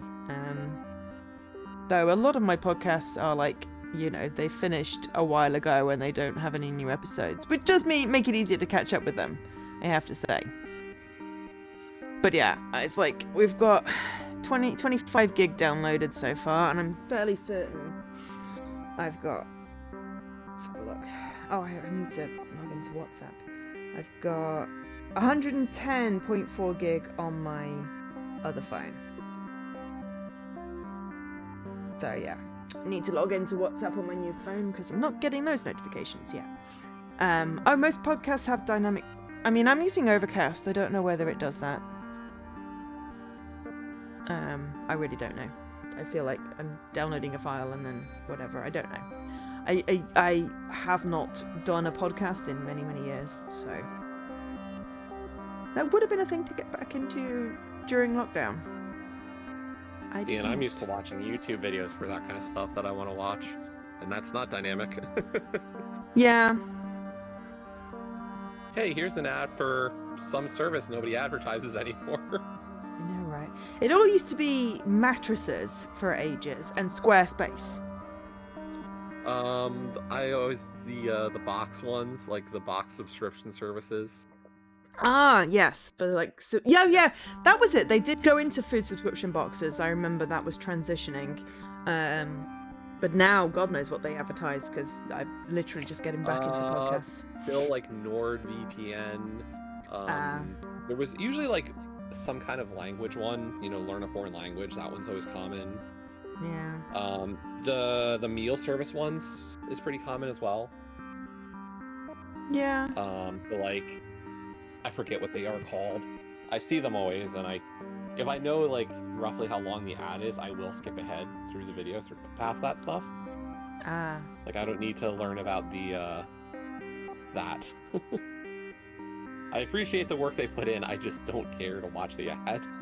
Been an interesting study about how advertising in like podcasting and videos has evolved over the last like 10 years, like, and adapted to the services that people use.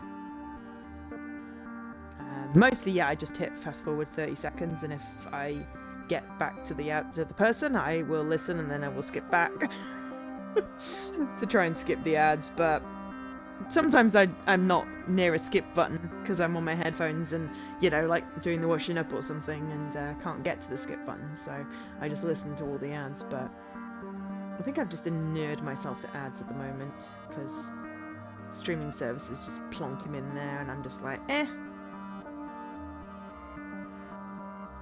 Yeah, like, that's the thing. Like, I'll hit the timeline and I'll just go like forward like 5 or 6 times because they're usually about a minute. Yeah. Or I'm doing something else brainless and then I just have it roll on and I'm like, okay. Yeah. Yeah, it really does depend on how easy it is to me to get to the thing to skip it. It's like, by the time I've figured out where my mouse arrow is, or, got up or whatever. Browser extension. Oh, okay. Fair enough. You fancy people. Yeah. I at least leave them there, like, like I'll like start listening to, like, if it goes to like an ad break, I'll eventually hit like skip ad, but like I don't mind like at least a little support there. Yes.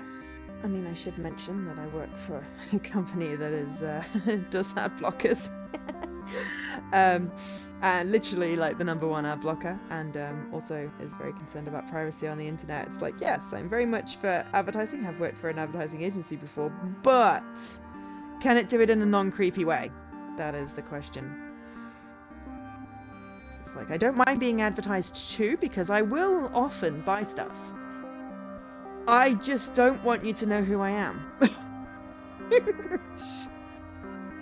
And that is, and also sometimes it's just, I would like to read the article that you have put time into writing without 50 million ads popping up and playing video and whatever on the website. It's like, the person put time into writing this thing. Let me read it, not 2 lines at a time. But yeah. Anyway, this is a pretty old website. This is a pretty old website. Still, it's too early to write it off. Why does she look so unhappy? We should at least look up a little more on this Dr. Madero Ventra. See if we can find any link between him and the Institute.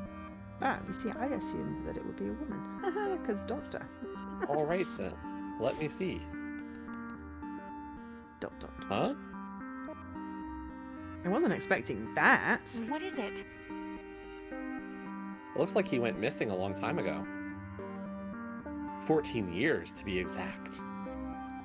That'd explain why all the information is so old with no updates. Missing. Is there any more info?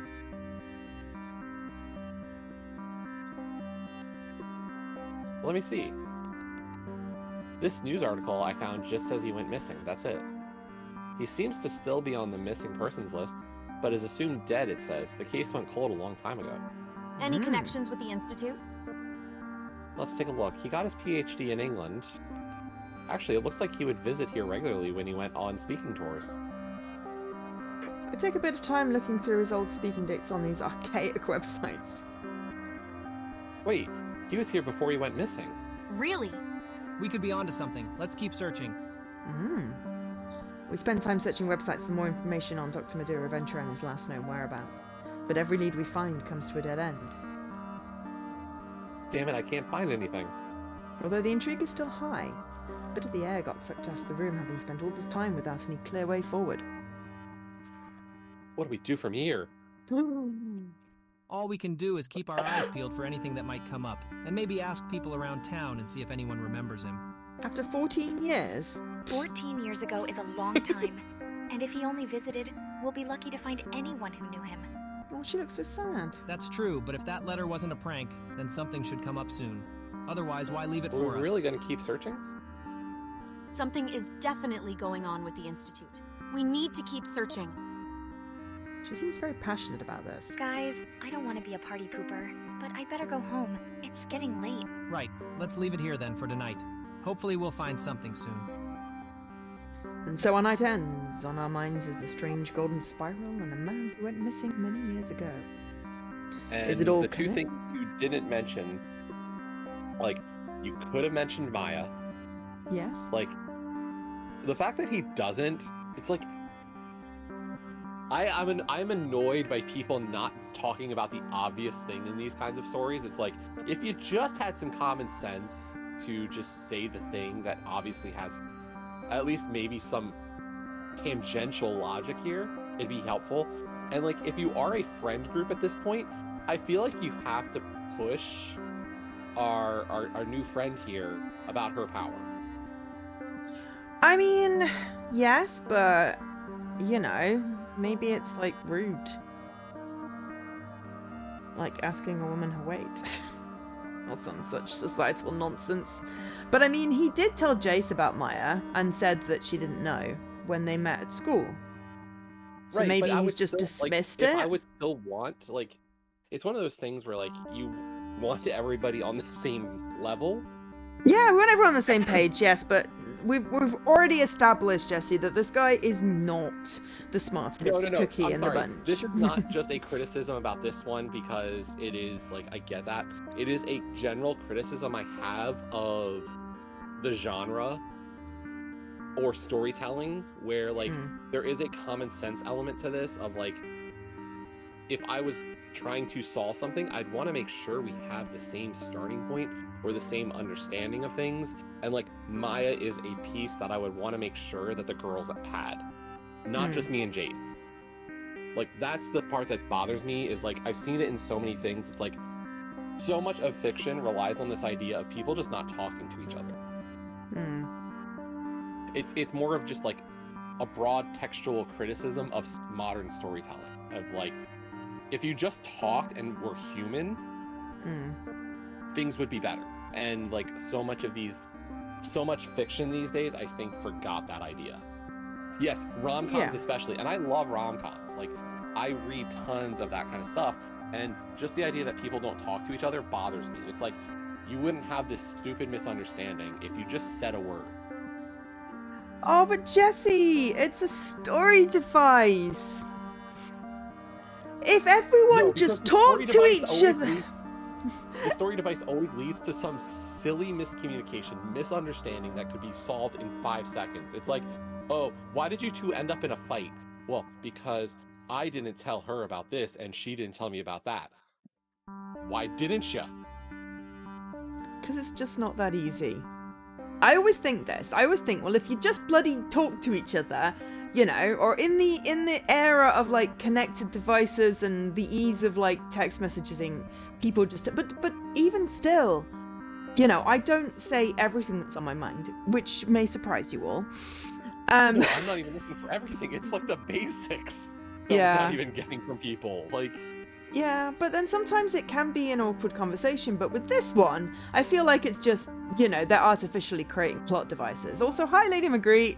We're arguing about the stupidity of characters and stories and not communicating things that are clearly crucial clues.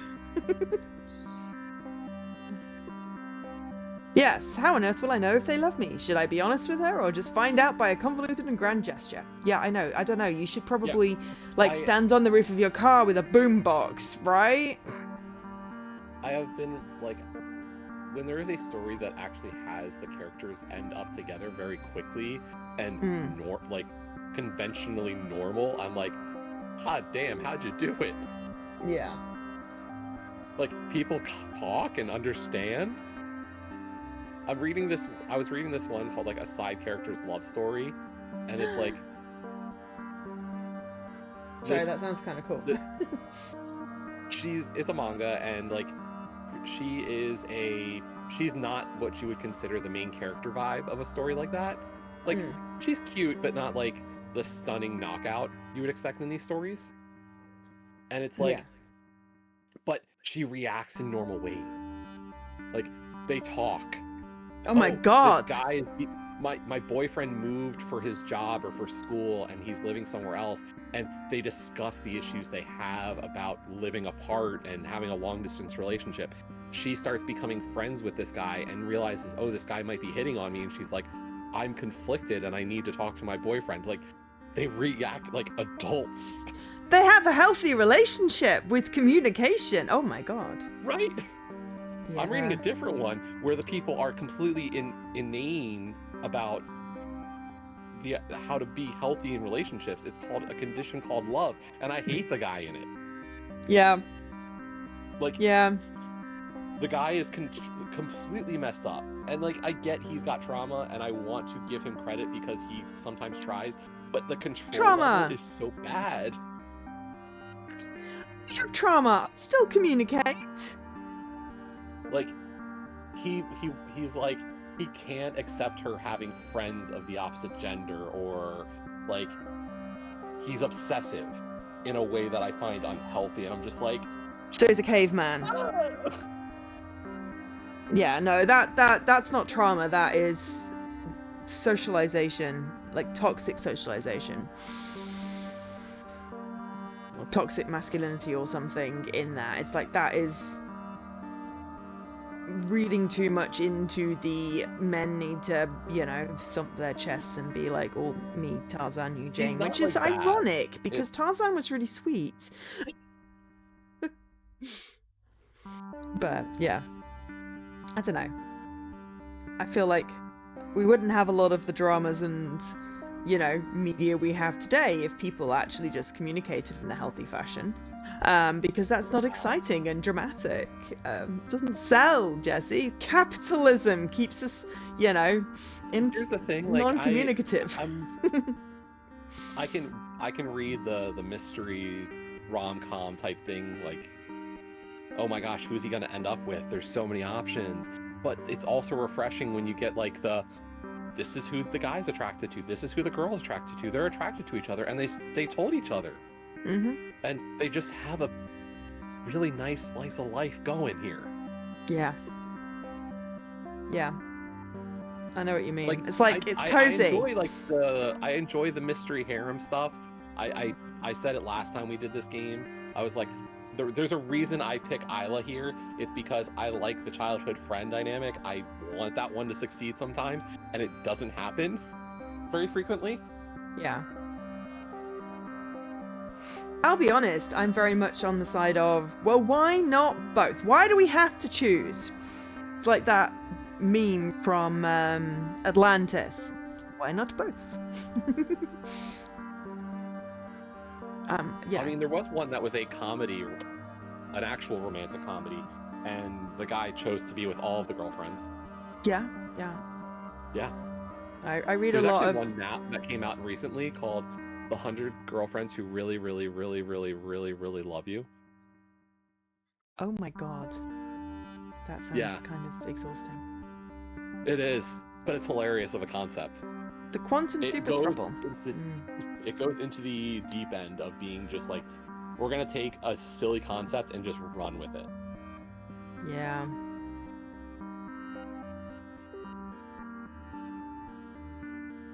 Yeah. Right. Sorry, that was a weird tangent. No, it's a good tangent. And By the way, does he have a Nintendo there? Where? On the shelf? Right next, at the bottom Next shelf. to the lamp? To the I left don't of know. You're the one with all the retro consoles. I had a GameCube. That was my first console. Okay, anybody looking at the screen right now, can you tell me that looks like it's just a basic Nintendo? This thing here. Just sort of, above-ish. Yeah, right above Joe's head. Yeah. Like, that looks like a... Yeah, Chuck Tingle. Chuck Tingle. There's a perfect example of a literary version of it. Like, I'm used to the manga side of it, but Chuck Tingle is the perfect, like, silly idea author. Yes. But yeah, so like that looks like the old school Nintendo. Like they used to have a Nintendo that was a top loader, but this was the front loader one, and that looks like a front loader Nintendo to me. It was sort of grey and nondescript, and I didn't really notice it. It's a NES. Says Leaky. Let's go for it. It's a NES. Well, I only asked because like I don't know if what you had would have looked different. I don't know. As I said, my first console was a GameCube. Right, and that's why that's why I asked, because like Leaky might remember what a Nintendo looked like as well, and like which version people are used to seeing. Like I remember having a top loader as well as a front loader, so I mean, my various friends had like PlayStations and NESs and whatever, but I didn't necessarily pay attention to what it looked like, and I didn't own one, so you know, I'm more familiar with the modern ones. It's no Mega Drive versus Genesis, apparently. Why am I reading it out like you can't see it in the shared chat? I don't know. But anyway, is it all... Okay. Is it all connected? Are we onto something or just wasting our time? Well, I think Jessie is onto something here, but let's see if the game is. All these thoughts linger until the night eventually takes them. Really? The night takes the thoughts? Mine stay in my head and don't let me sleep. Oh god. Alright, you gotta read that because it's on the horrible. The next few days, we continue to scour for information around town, but find nothing of value. Nobody we've spoken to has heard of Dr. Maduro Ventra. Dr. Maduro Ventra is a scientist who worked on theories related to the Golden Thread. He went missing 14 years ago during an extended visit to Japan, so it is set in Japan. As a result, the excitement in our little pseudo-detective group has died down. Classes have eased into a rhythm of sorts now, and Eris seems to have settled well and truly into our group. For now, I've just got to focus on what's ahead of me and put that letter out of my mind. I've wasted enough of my mental energy on it for now. It's a Friday, and even though it's tempting to skip school, I guess I'd better get going. Okay. Damn it, Jessie! I'm good at that. Fake yawn! And it's obviously fake yawn! This is so boring. Wait, does the Mega Drive look that different from a Genesis? I have to know. I don't know. But yeah, random thoughts happen all the damn time, especially when you don't want them. I mean, yeah, especially when you're trying to get to sleep. I got really good at like making notes in my phone to get things out of my head, but yeah. You're looking that up. I'm just gonna quickly zoom. I'll be right back.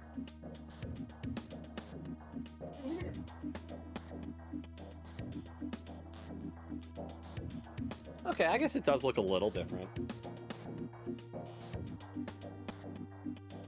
Like, I wouldn't expect something crazy. Like, I do own a Super Nintendo. I know that they're the same that way. It's like, have you seen, like, a Super Famicom versus a Super Nintendo? Like, they're different names, but have, like, the same purpose overall. Like, kind of like that. I was wondering if it was more like that. So, like, that's why I was curious.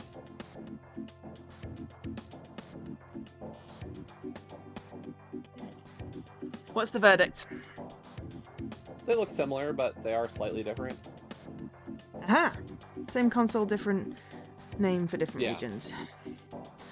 I did not. I think I knew that, but I didn't know the detail specifics. Yeah, it's like... If I look at, like, the Super Famicom I have versus a Super Nintendo, like, they are mostly the same console, but, like... They're the same generation and everything, but, like, regional variation, so... Yeah. I wasn't sure how different they made them look. As I said, my first console was a GameCube. We had an an Acorn and then a PC at home, and then I didn't get a console till I went to uni. Well, till my...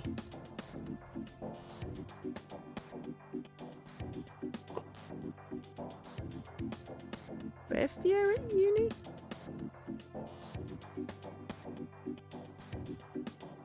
Possibly? I don't know. Yeah, I don't think I had a console. So I had a PC and I did a lot of PC gaming at the time. I don't think I got a console particularly until like my last year at uni.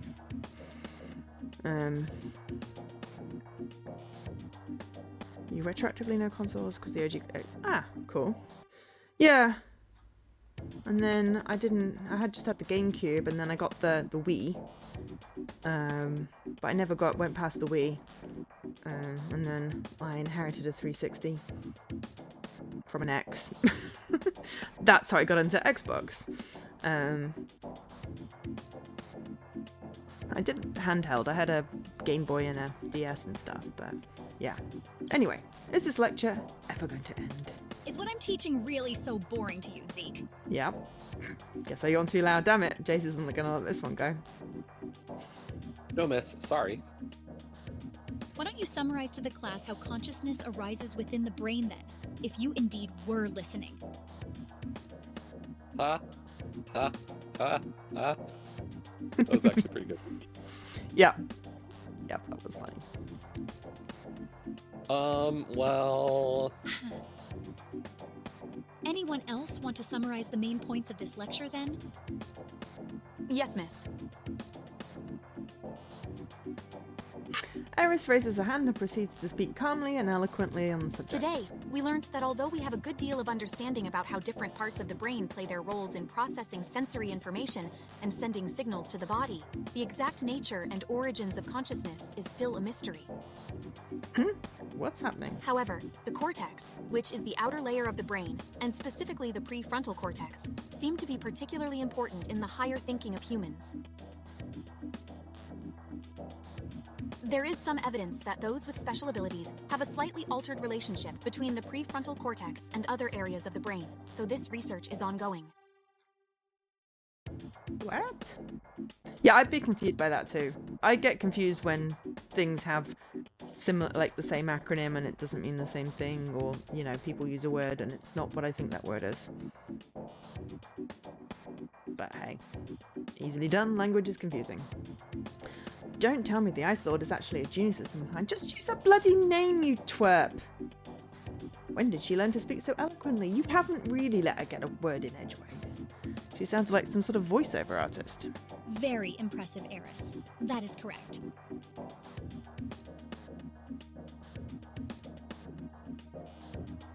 As you've said, the brain has many different centers that play different roles in sending and processing information. There appears to be evidence that you gifted students have some unique wiring in your brains.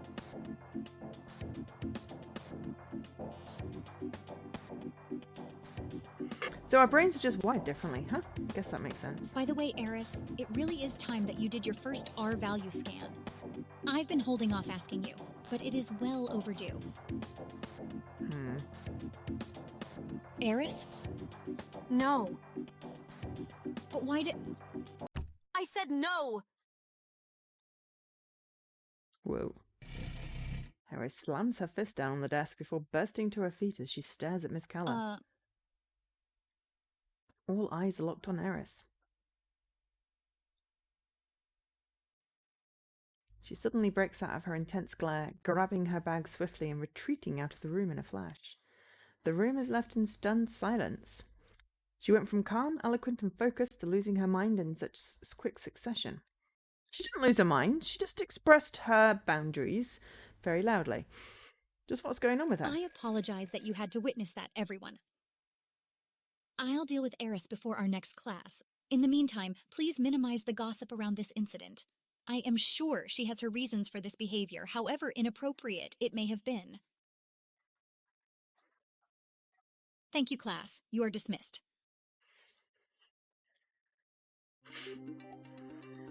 I'm supposed to have another lecture, but after what just happened to Eris, I'm not sure I can let her go like that. I wonder why she might have gone off too.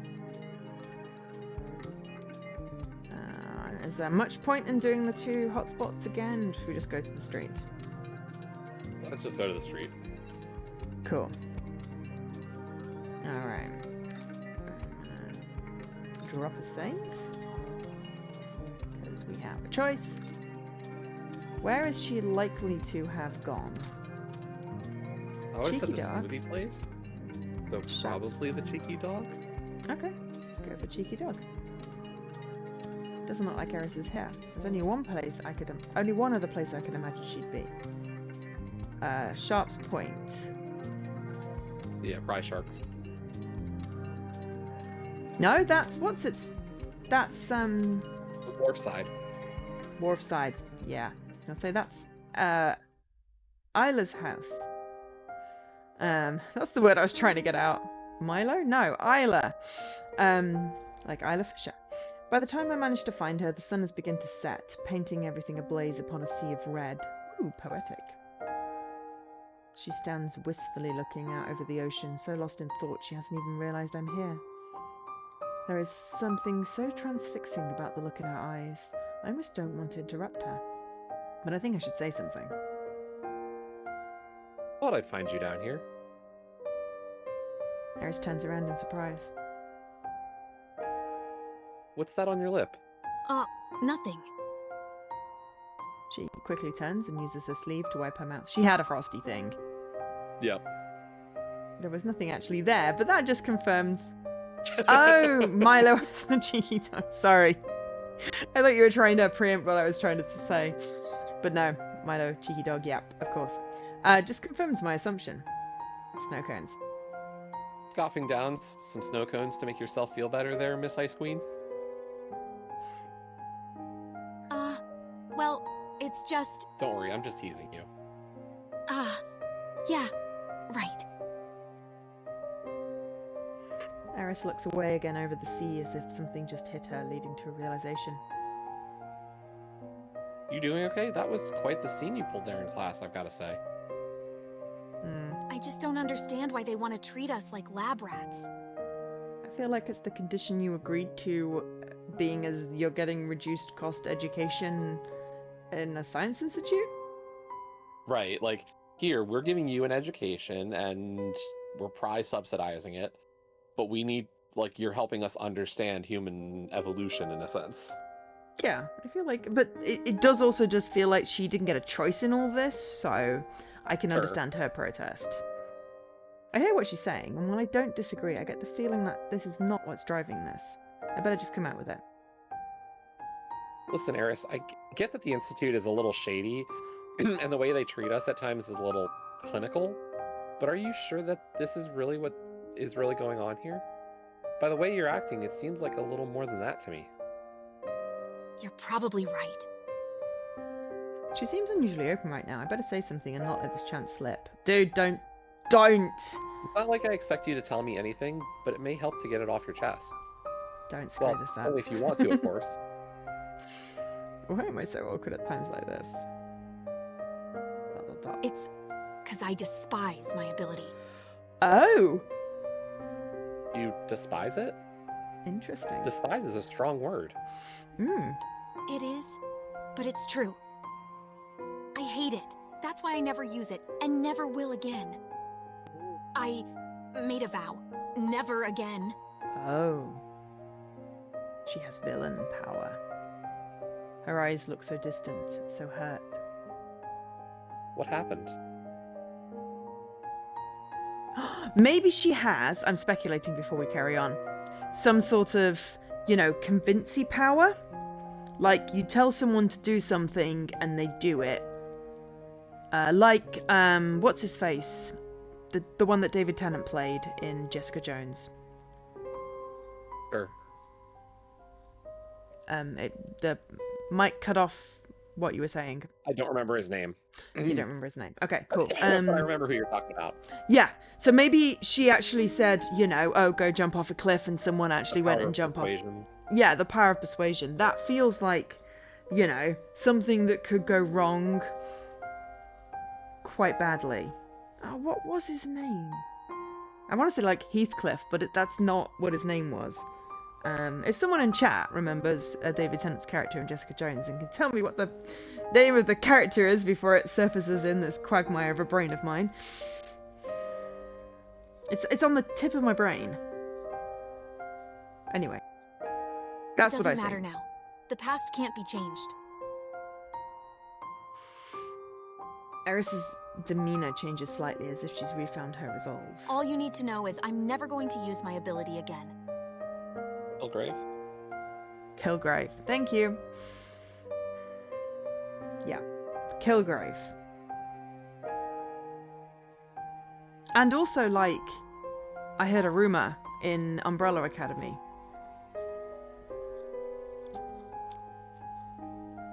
I don't understand. If you hate your ability so much, then why are you even here at the Institute? Surely you could go to college elsewhere. I'm here to get answers, to find out the truth about our abilities. Then surely you should want them to research you. What better place than here? As a student of the Institute at the forefront of such research. And where do you hope those truths will lead you? What are you looking to find? I don't know yet. That'll depend on what I find out. Like, are you hoping that they can, like, I don't like the use of this word on this sense, but, like, almost like a lobotomy on you to remove the power from you? Yes. Or, like, sever the connection between the extra connection between the cortexes. What is it? The prefrontal cortex and the, you know, thingy. But yeah, basically some sort of lobotomy, but obviously not quite as extreme. Or maybe... I mean, I feel like this is a Rogue in X-Men situation. She wants a cure. Because, you know, touch can kill. I hope we just don't get a situation where, you know, lady that makes pretty clouds goes, but we don't need a cure. There's nothing wrong with it. That bit in the X-Men really bothered me. It's like, she can't touch people without killing them. You don't get a choice in this matter. She wants a cure, she gets a cure. Wear gloves, and then she can touch, but she can't do other kinds of touch. Yeah, I can't abide wearing gloves sometimes because I can't feel anything. Yeah, it's certainly not a choice. If someone touches her, she can kill them, you know. You can't just, like... You know, that's basically like an entire GIMP suit, so none of her skin is exposed type situation. But yes, I know that you know what I mean. Eris again looks off as her eyes begin to glaze. We both stand in silence, looking out over the water with the gentle breeze lapping at our faces, as the sea does likewise to the shore. Sure. I'm still so curious about her. There is much more going on for her than she's letting on. However, she's clearly gotten to the limit of what she's comfortable sharing today. I don't think it's right to push her any further on this. Thank you for having a sensible person thought. If anything, it's amazing she opened up to me at all, given how she normally treats me. Because you keep on giving us stupid nicknames. I should take my winnings and try my luck another time. Well, I'm involved now. It looks like I'll have to help you get your answers. Besides, with that icy exterior of yours, you'll need someone like me helping gather intel on the sly. Don't worry, you can count on me. Do you really think that comes off as endearing? Stop calling me ice-related names. You've got it, milkshake girl. Shh. Slap him! Punch him in the nuts. Despite what she's saying, she really loves... No, she doesn't. I hope... No, just listen to the words that she is saying. She is telling you to stop. She does not consent. That means anyway, you let's go. Stop. Your place is downtown, right? That's not far from my place. I'll walk you back. All right. Sorry. Straight off with Eris, and though a few words are spoken, I feel more was said in that silence than many of our conversations prior. Yeah, but are you listening to them? Oh, arcade. The next day, Jason and I meet at the arcade to cheer on Isla. And as usual, she's killing it, sending her adoring fans into a frenzy. She's done it! What a finish! Is there anything Queen Eye can't do? She's taken out another 3 records today. There aren't many remaining now. Thanks for joining us. We look forward to seeing you all again next Saturday as Queen Eye's record-shattering run continues. Wow. We end up waiting for a while as usual, as Isla's adoring fans lavish their praise on her. Well deserved! It must be tiresome being the celebrity she is. Eventually she emerges. Hey guys, sorry to keep you waiting. Great job as usual, Isla. You nailed it. Thank you. Looks like you heeded my advice. It was much cleaner win this time. Your coach is proud of you. What advice? But Zeke, you've never coached me on Details, anything. details. The point is you did good today. Yeah, and he's claiming credit for it. Thanks. I noticed Eris isn't here. Yeah, she decided not to come. My guess is she's still hung up about yesterday, but I don't know for sure. Sounds about right to me. She'll bounce back soon, though. I wouldn't worry about it. Yeah. Anyway, what should we do now? It's back to just the three of us. Like old time. I don't know. I haven't thought that far ahead. How about we stop by the Institute? Uh-huh. But it's a Saturday. That's the last place I want to go. I know, but there are less people around on a Saturday. It might be a good opportunity to do some snooping around. We get in a lot of trouble doing that, though. Not really. We're students there after all. If we get caught, we could just say that we left a textbook there or something. If we act calm, it won't be a big deal. I get what he's saying, and he isn't wrong. It'd be much easier to look around now than on a school day. What do you think, Isla? Well, I don't want to get in trouble, but it probably would be a good time to look around if we were going to do it. It's decided then. Let's go. It looks like it's open as normal. There are some people around at least. I wonder where we should go first. The campus is huge, and I've never been in any of the research buildings before. We might get in trouble if we go to one of the other buildings. Yeah, plus they have those keyed electronic security thingies on those buildings. We won't be able to just waltz in there. Let's start with our normal lecture building and see what we can find. We can make a plan from there. We make our way through the halls of the building, checking rooms as we go without finding anything of note. It doesn't seem like there's anything interesting here. True. All the staff rooms are locked as expected. I don't think we'll find anything out here in the open just waiting for us. Guys, I think we should go. If the building is open, it means there must be someone around here. We're going to get ourselves in trouble. Yeah, I guess you're right, Isla. I don't think we will find anything here. Anything of interest would be in one of the research buildings. You're right. And that gives me an idea. Why do I feel like you're about to get us in a whole lot of trouble? It's probably because he is. Oh, it's red now. Jace leads us to the far side of the top floor. Why did you bring us here? See that door there? On the other side is a small corridor that connects directly to one of the research buildings. Really? I never knew about it. Well, think about it. It's not like our instructors are going to walk all the way around and back through the front entrance. I've never been interested in it, but of course there would be a thoroughfare for our instructors. It's quite an inconspicuous passage too. Something you'd only notice if you had a reason to look for it. Impressed by my genius again, I take it, Zeke? Damn it, Jay, stop reading my emotions. Don't you need an electronic key to get through that door, though? You would, but the security seems less stringent here.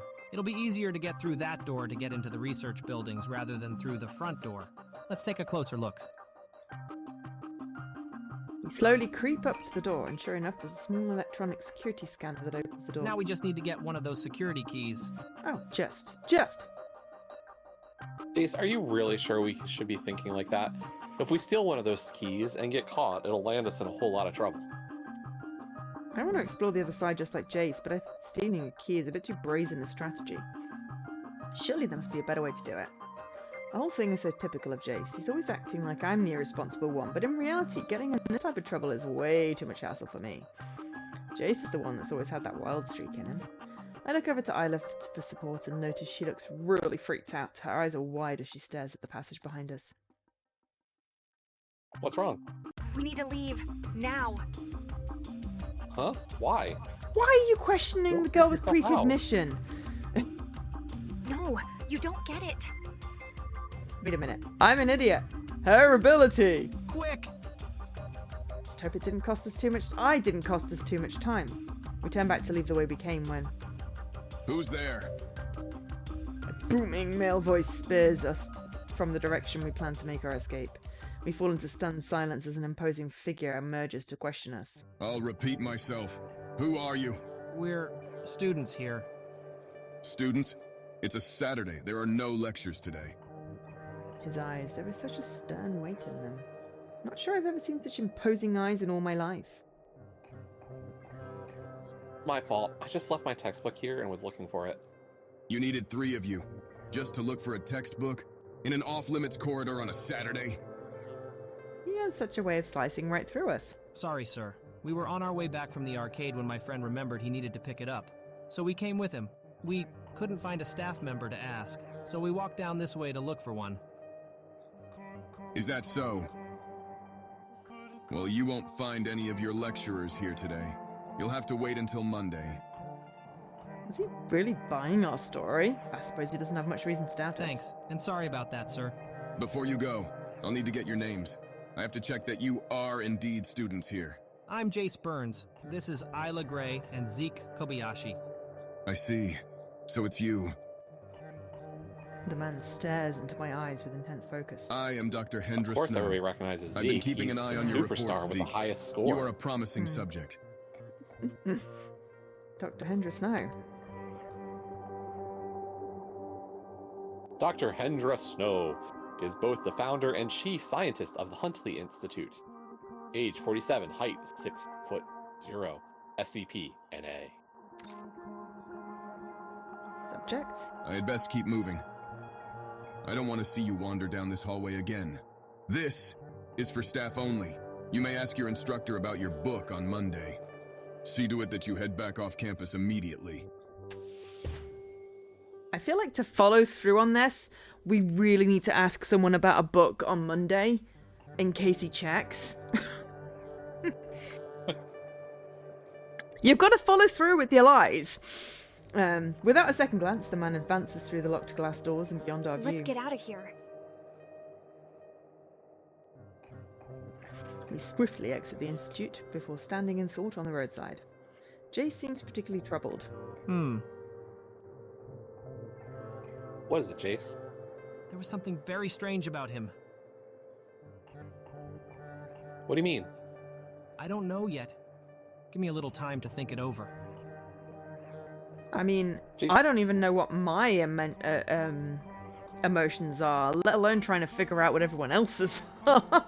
I imagine his ability is quite tricky. You going to say something? No. Okay, sorry. Jace's speech indicates his mind is elsewhere. I know him well enough now to know when he gets serious like this, it's best to give him space to process his thoughts. What should we do now? I might call it there for the day. I've got some things I want to chase up. All right, then. I'll walk you home if you want, Isla. Okay. Sorry. Jason's gonna go missing. Oh, I hope not. I really hope not, but I honestly think you're right. The first part of our journey back, we spend in tense silence, which is different to the normal, easy, comfortable nonsense we usually discuss when we walk. Quite used to getting in trouble, which Jace always likes to remind me of, but somehow this felt more serious. Yeah, like the director knows we are places we're not supposed to be. Yeah, imagine having a superpower but no ability to pass what it's telling you. I know, right? I mean, the only one of the 3 who really does is Isla. Yeah. Because, like, even Zeke's ability has no real way to parse it. It's just some of the stuff has color. Yeah. And the like, thread Isla's girl, actually had some practicality to understand. But Zeke's no. And then Jace's is like, I think he's learning more about it. Like, I think with practice, obviously, he's got a better feel for his hunches about the emotions of people. So, like, he can parse through that information better than he used to. But even still, it's hard to... Because he recognizes, like, he has said in the first stream we did, where he's like, it can be shaded by his own perceptions. Yeah. Yeah. So, trying to keep a very level-headed approach to seeing the emotion is very difficult for him still. And, like, that's why, like, I think why they talk about the R score so much, because it's him coping better with that information. Yeah. Yeah, he's separating other people's emotions from his own. you know, Isla's found a way to leverage hers and to sort of practice using it in a really healthy way, actually. You know, whereas we're just like, nothing works. We've tried everything. I mean, but are you really trying? Because if you're not invested in the thing you're trying to do, it's not going to work.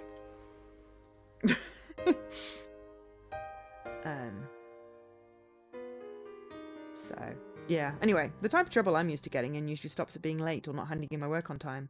If I'm feeling this way, I can only imagine how Isla's feeling, who never gets into trouble. Isla suddenly breaks the silence. That was scary. Mm-hmm. Was. That man, he was so big and loud. Yes.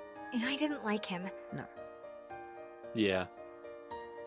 It really wasn't that bad, though, when you think about it. It's not like we got in trouble. Then why do I feel so bad? It was just a little startling how he caught us. I think that's all it was. We're probably just overthinking it. No. I hope so. Isla seems so out of sorts. I wonder what is going on. She feels bad because she got in trouble for doing a thing she wasn't supposed to do, and she doesn't get in trouble, and she's a goody-goody. Wonder what's going on? She's clearly a goody-goody, like... But she does not do bad, ever. Her sneaking out of the house was the worst thing she's ever done. At 8 p.m. Yeah. But... It feels more trauma-related than anything else, but I will leave that exploration and we'll see how it goes. I don't know, as the person who would have been the goody-goody, like, I get it. Like, even the smallest little, like, the smallest hint of a punishment. Yeah. It's like, ah! Exactly.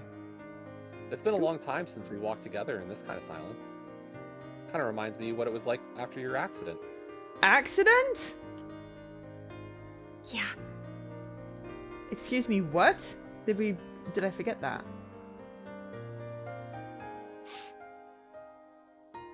When I first arrived here to attend the institute all those years ago, Isla was attending a different school in the area. She didn't have any signs of having a special ability at that time. Most of the students in the area attending other schools avoided us institute kids. There was a strong stigma around us that was particularly bad in those early days. As a result, Jace and I kept our heads down around town, always keeping to ourselves. Yet there was one exception. Isla was different to all the kids in the area. In fact, she was the one who approached me for the first time, filled with such an innocent curiosity to learn all about our abilities.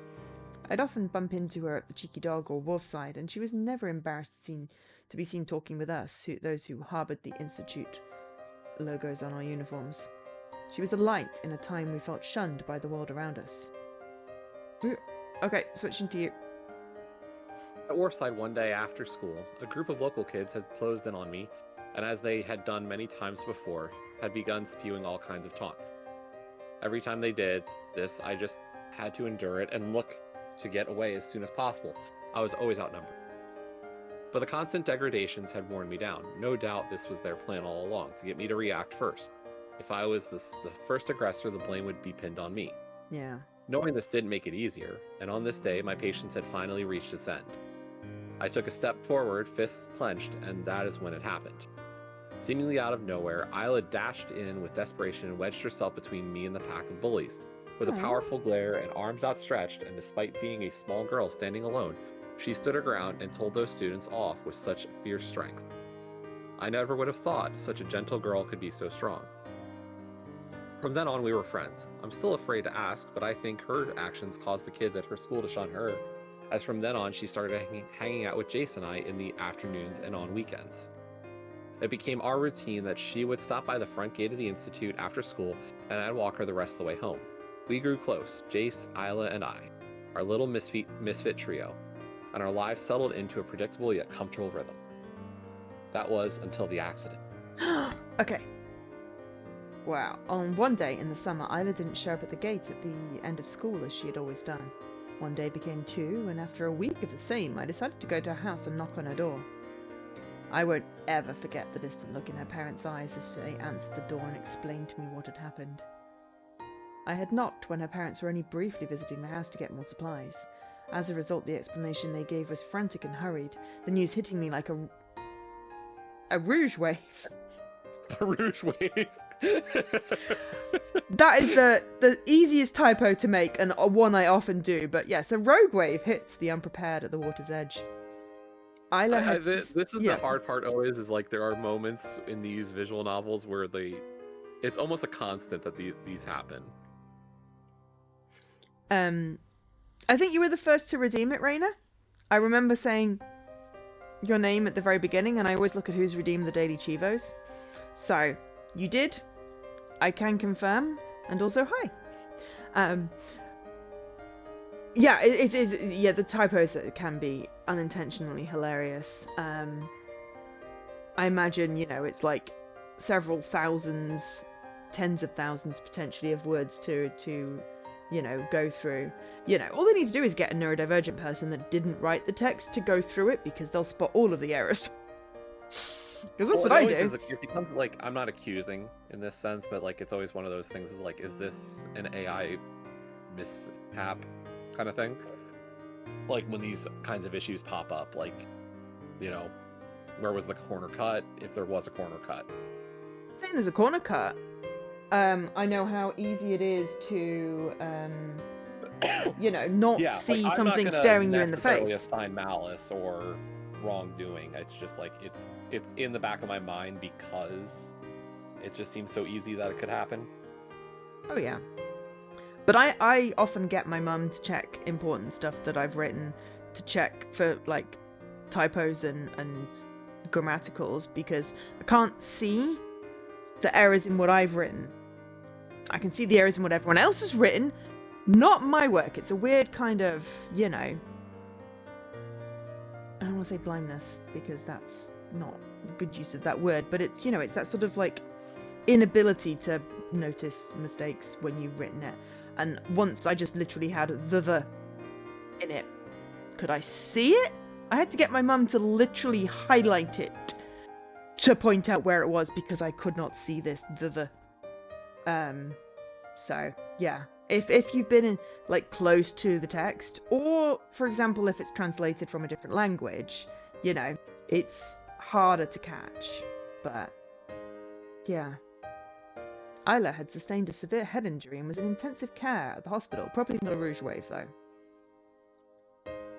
Over to you. Brother's eyes were downcast as she hastily explained that Isla had fallen from a ladder when helping them do home renovations, striking her head against the kitchen cabinets on the way down. One day everything felt normal, the next everything had changed. Could something so innocuous and senseless be real? Isla was in a coma and on life support. I visited several times over the course of the next few months, though my visits didn't seem to be met with her family's approval. The weeks lingered on, the longest and most stressful weeks I can remember. As they did, hope that she would ever awake dwindled into what seemed only fool's hope. Yet somehow, beyond hope, this girl fought her way back to us.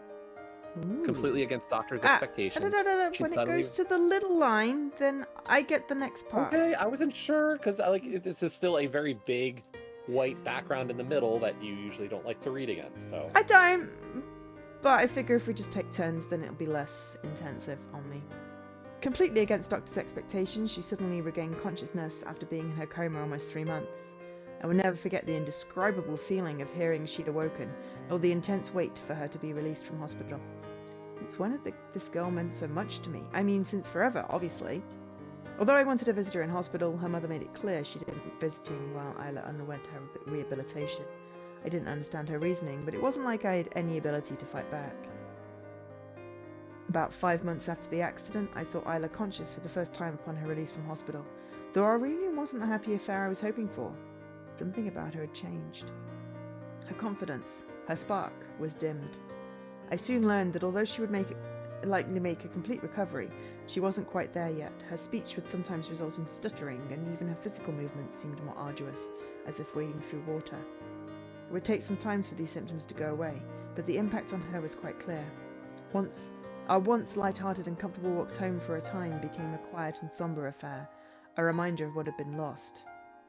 Yet an even larger change was about to surface in the wake of her ordeal. After she returned from the hospital, she began showing signs of special cognitive perceptions. To say this was a shock to all of us is an understatement. The timing of it has always made me wonder if her injury was related to the emergence of her ability, or if it's just coincidence. I suppose I'll never know. Not long after the confirmation of her ability, she transferred over to our school, and the rest is history. The accident was almost 3 years ago now. To see how far she's come in her recovery to the point of being able to take out those records at the arcade like some super athlete, it's really incredible. Well, that puts it into perspective, doesn't it? Yeah, it's another piece. It's now as if the accident never happened, and why these moments where I'm reminded of that time feel so surreal.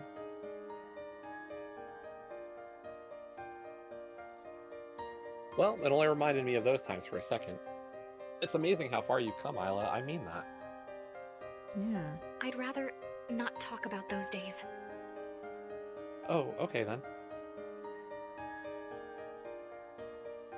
Every few months I bring it up to see if she's ready to talk about it, but I guess she still isn't ready, even after all this time. I assume it can't be healthy pretending it never happened, despite how hard it might be to confront. I don't think she's pretending it never happened. She just doesn't want to dwell on the past she's made such a recovery. Perhaps she will never want to talk about it. Thanks for walking me back. No need to thank me. I'm just an honest man trying to make sure his stalker doesn't follow him back home. I mean, she knows where you live, mate. Hey. Well, anyway, say hi to your folks for me. It's been a while since I've seen them. You know, Zeke. Yes? Never mind. You can't just do that. What were you going to say? Nothing. Don't worry about it. I'll see you on Monday. Bye. I hate it when people do that. Very much so. There she goes, happily trotting back through that door. Though sometimes I do it... You gotta say it.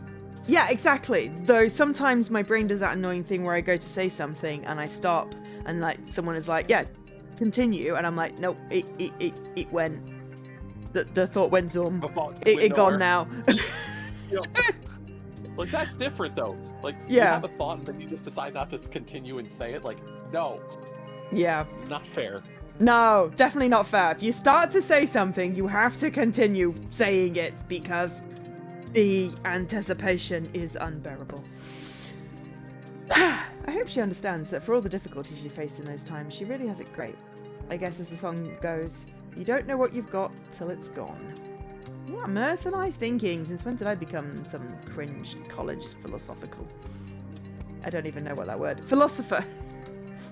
I was about to say, where did you get that one? It's philosophical. Philosophical.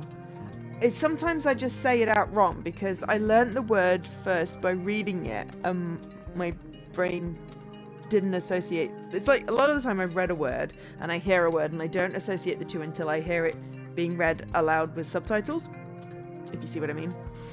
So, yeah. Yeah. Don't, Lee. Don't. I should just head back. Sorcerer.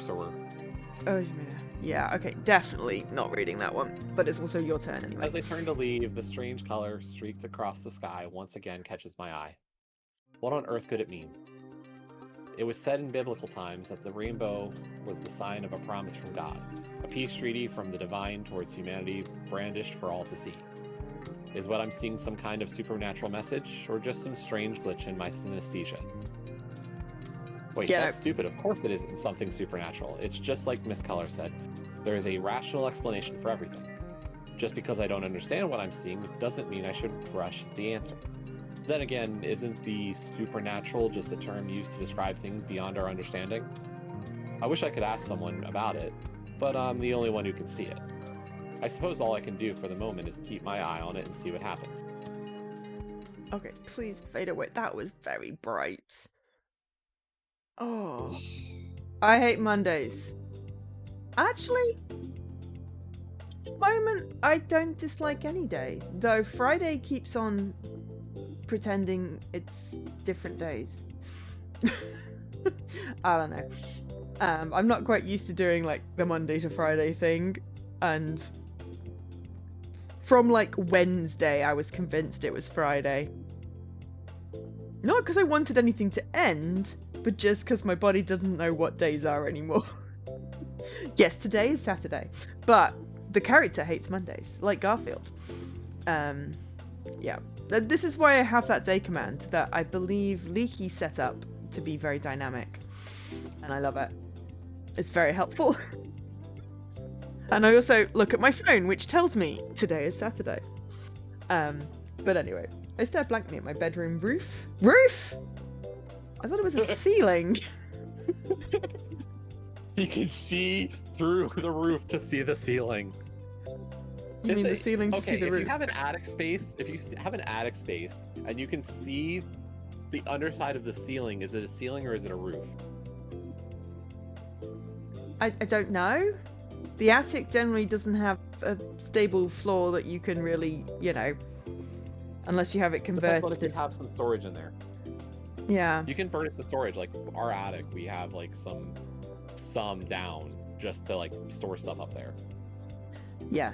My parents have an attic. My brother has an attic. I live in a flat. I don't have an attic. I've never had an attic. I really want an attic when I move out of London. And then I want to convert it so that I can have it as like a game room, play room, craft room thing for when my nibblings come over and other people that I know that have kids. And also for me, because I kind of want an attic room. But I would say that depends on what material. If it's covering up, if it's like beams, then that's more roof. If it's plastered, then it's ceiling, right? I don't know. Anyway, my body is heavy as lead. That, I understand that feeling. There's no point in dragging this out. Better get going. Oh, okay. Pause for 2 seconds. I want to check the flowcharts. Okay, so chapter 1. So we made a red decision at the beginning of chapter 2. We are... How long was chapter 1? Was that a whole week? Yes-ish. And then we've got Wednesday, Friday, Saturday. When's the next big time jump? Oh, there isn't really a time jump. There is a... The days are getting longer. Yeah.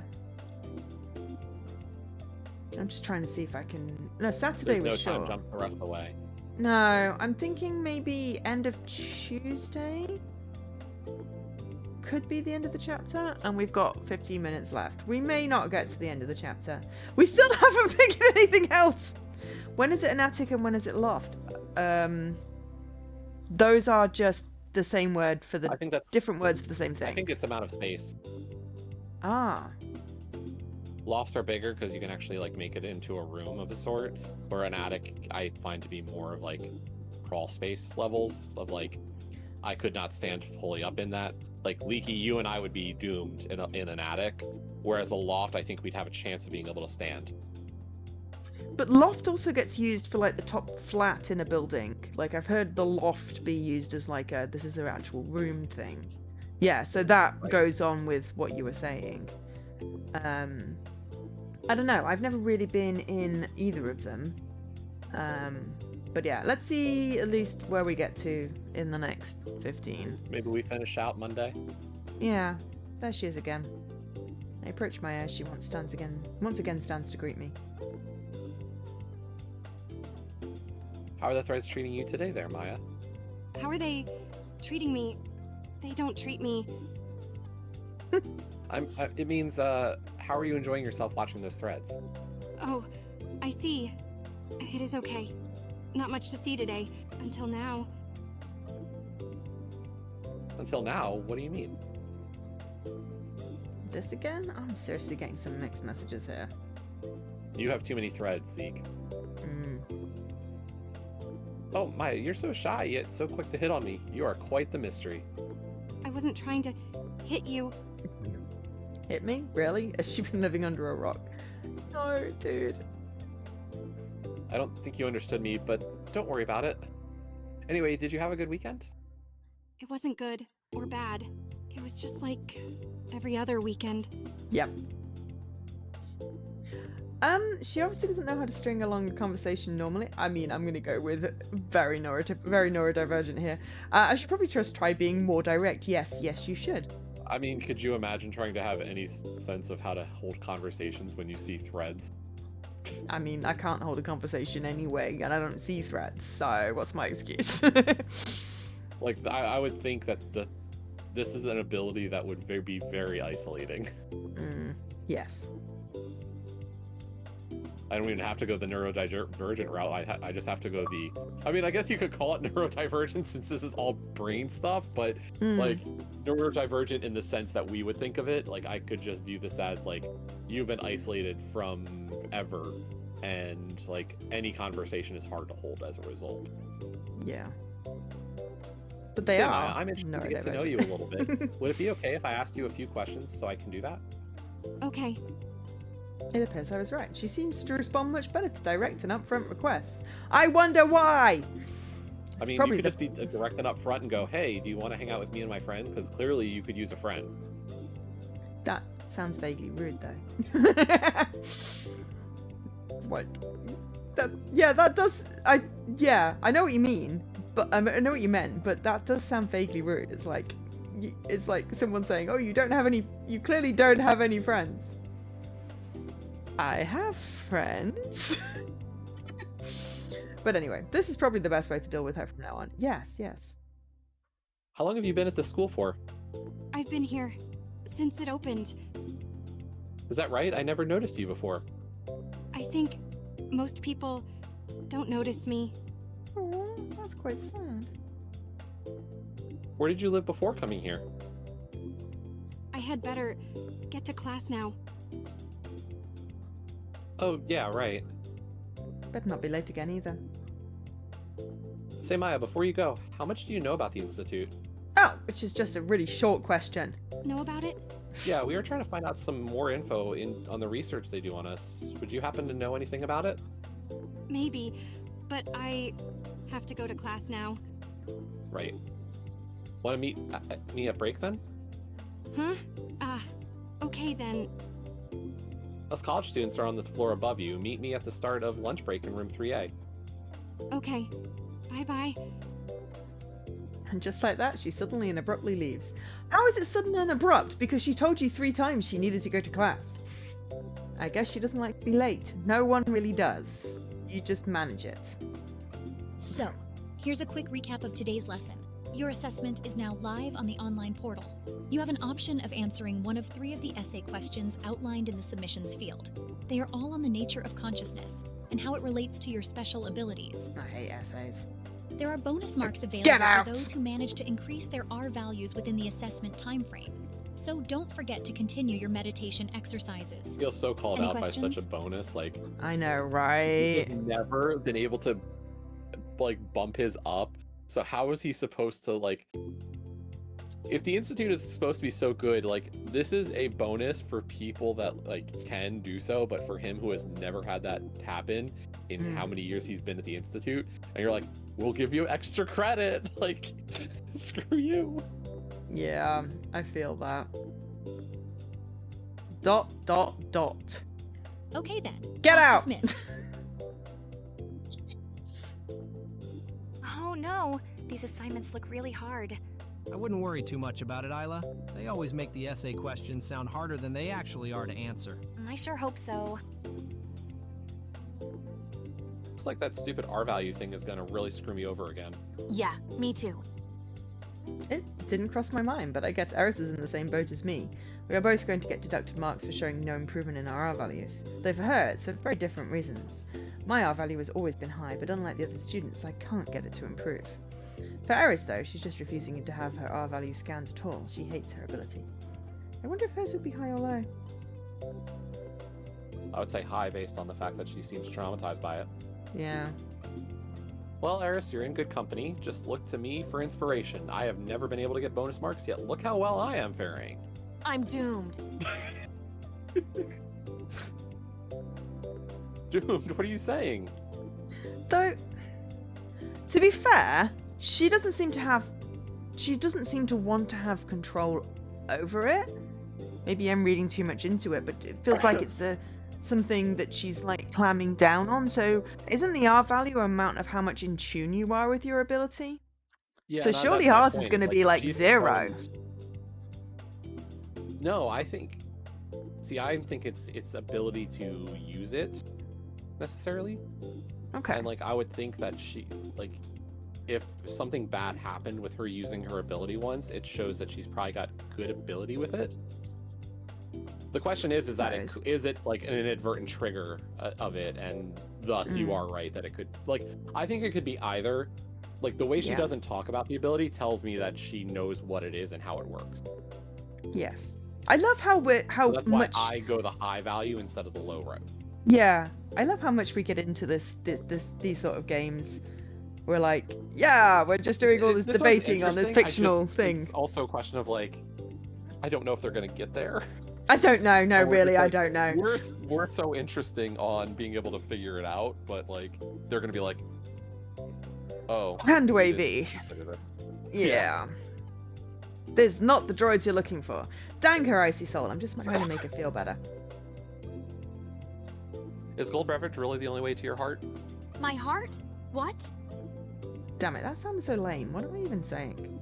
Well, at least she's back to acting like her old self after how she was acting the other day. Don't worry, Eris. Ignore Zeke. He's just trying to impress you. What a chase. How dare he use his ability against me like this? He's breaking the bro code. Wait, do you have interest in Eris? I mean, the character might. We don't. That way. I like her hair, though. She has cool purple hair. I'm so gonna get him back for this. Hey, let's go get some food. I'm starving. Yeah, food would be good. That sounds good to me. I'll come with. You guys go ahead. I'm meeting with the thread girl I told you about. Oh, he did mention. Yeah, I was just about to highlight that. Maya, was it? Yeah, that's right. I told her to meet me here at the start of lunch. She's already late, so she'll probably be here any moment. I'm not waiting for you. Let's go. Yeah, I'm starving. I don't want them to run out of food downstairs. Is that likely? That's fine. You guys go ahead. Zeke, also, no one's why don't you changed invite clothes in Maya like to 2 join us weeks. tonight?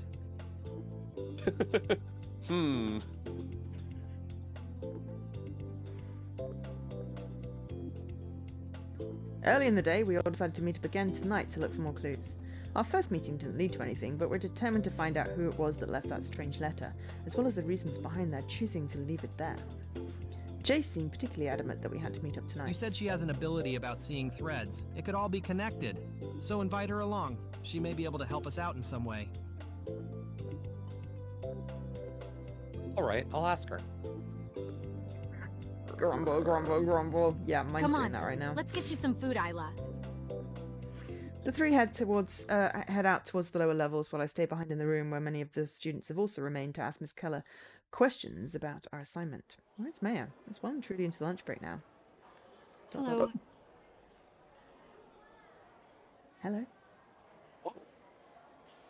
Where the heck did she come from? Sorry.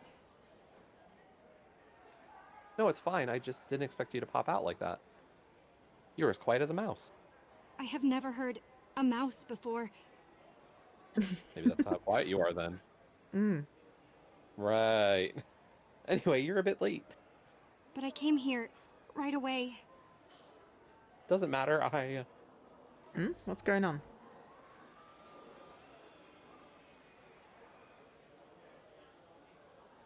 Why am I staring at it like I'm expecting it to read itself? Many of the other students in the class are staring at us with furrowed brows. Say, Maya, do you know why they're staring at us? I don't know, but maybe... Yes? Some people think I'm strange. Mean. Really, do people treat her like this all the time? Just because she's a little different? I'm still going with the ghost theory. Oh, that makes my blood boil. Yeah, it could be he looks like he's talking to himself. Come on, Maya, let's go up to the roof. Get away from these idiots. Okay. I can't believe some people. It's okay. Don't worry. I don't know how she Blah! I don't know how she can be so good about it. Maybe she's just so used to it that she doesn't think much of it. Isn't right. What did you want to ask me?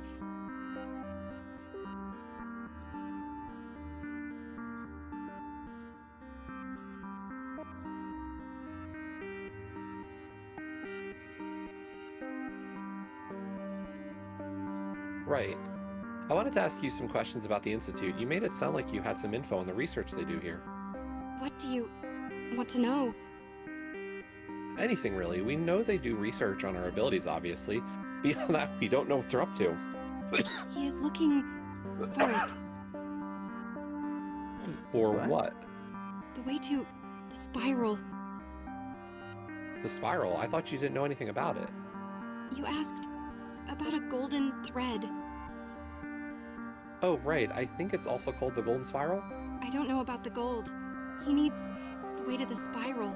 He needs to find her. Who does? Dr. Snow. Him? Is he connected to this? Well, I mean, he founded the Institute. What do you think? And what is the spiral? I don't know. He promised to tell me soon. I'm a bit confused. Why did he tell you this much? I am his subject. His subject? What do you mean? He uses me for his experiments. That doesn't sound good. What? What kind of a work job is this Dr. Snow guy? Well, if she can see the threads, maybe she will see the gold thread. Yeah. And here's the thing, is that maybe the gold thread is connected to her, might mean Eris. Yeah.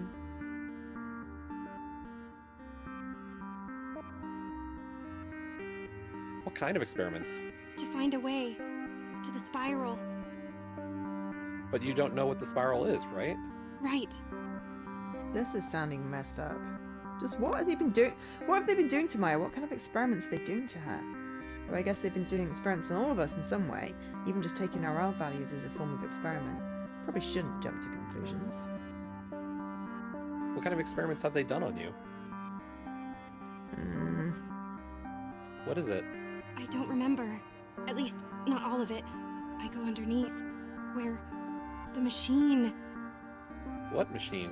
I don't know. I go, then I wake up later. It is like a chamber. But just to be sure, you don't know what it does, correct? No, I never remember.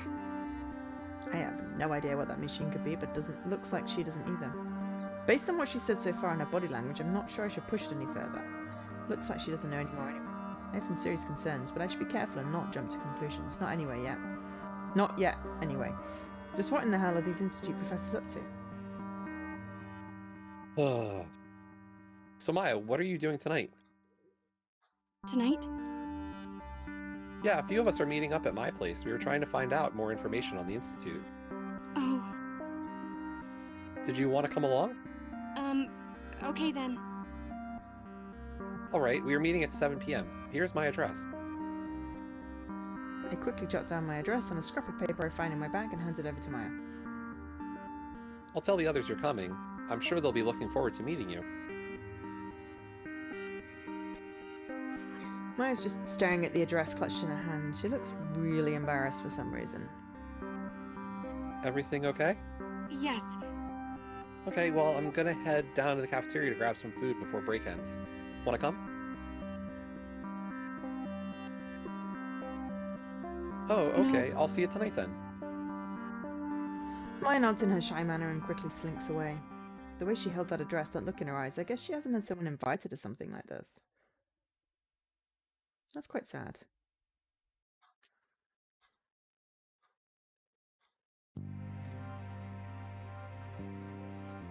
Another day done. Guess I should be Zeke! Where the heck did she come from? Yes? Sorry if I startled you. I wanted to catch you earlier, but I got busy answering everyone's questions about the assignment. Do you have a second now? Yeah, sure. What is it? I got a visit from Dr. Snow this morning. Oh.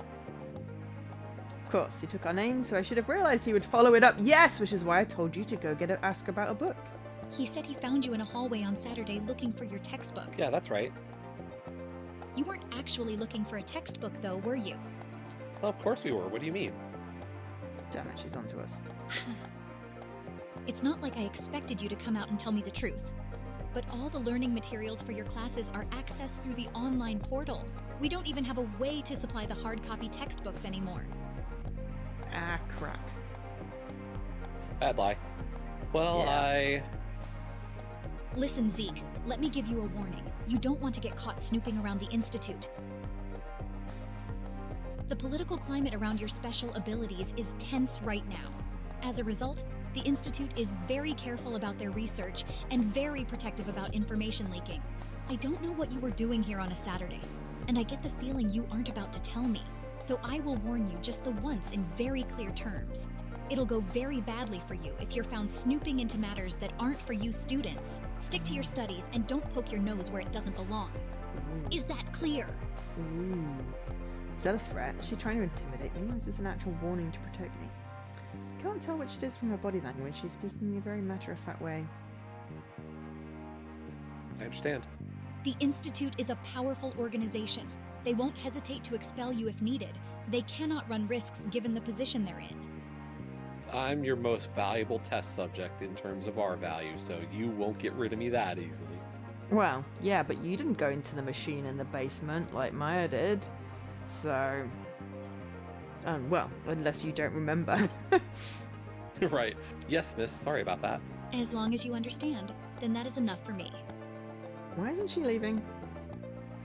Is that all? Zeke, have you really been practicing your meditation exercises? Your R value hasn't changed at all. I tried for years. Mine won't change. You shouldn't give up, though. You never know if... No. My foot stomps the pavement, letting out my frustration almost involuntarily. Why does she have to push me like this? Oh, hang on. Why does every instructor I feel feel the need to go over the same things over and over again? Why won't you people give it a rest? You really think I haven't tried? Do you know how many years I've been at the Institute for now? Listen, we are more than guinea pigs for your damn research. We didn't choose to have these abilities. It's enough to be frowned upon in the streets for being part of the Institute and the stigma that follows us around. On top of that, we don't need to be constantly pushed and assessed by you like we are aliens or like it's some game. I'm practically shouting now, damn it. Why does she have to corner me like this? Zeke,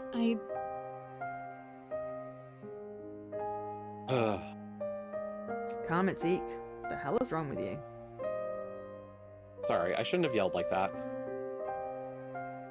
I'm probably about to get in a whole lot of trouble now. This sucks. It sounds like it's been really tough for you. She's not mad at me. Zeke, it's my job to educate you and get your R values up. But don't think I don't care. We all do what we have to do. What does she mean by that? She says it so despondently. It's my role to keep pushing. It's yours to keep trying. That's just the way it is. It's just how the board Come has up with been better set. ways for me to try. Do you understand? Instead of just do your meditations. Yeah. It's just how the board has been set. Do you understand? That's such a strange way of putting it. What does she really mean by that? I guess so. I mean, yeah. Rather than just do your meditation, like, try and find a way to work with me and my specific needs. It's like meditation doesn't work for everybody. Why would you assume that it would and that I'm not trying if it doesn't work? All right. Everyone has different learning methods. Well, I had better keep moving. I'll see you tomorrow.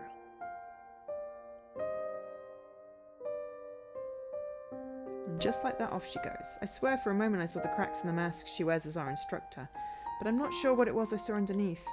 We need Jace for this. Right. Where's Jace when you need him? We all meet at 7 PM once again. There is a palpable difference in the environment tonight. Things feel more tense, more real than the last time we met. I can only guess this was because of our encounter with Dr. Snow, but I can't be sure.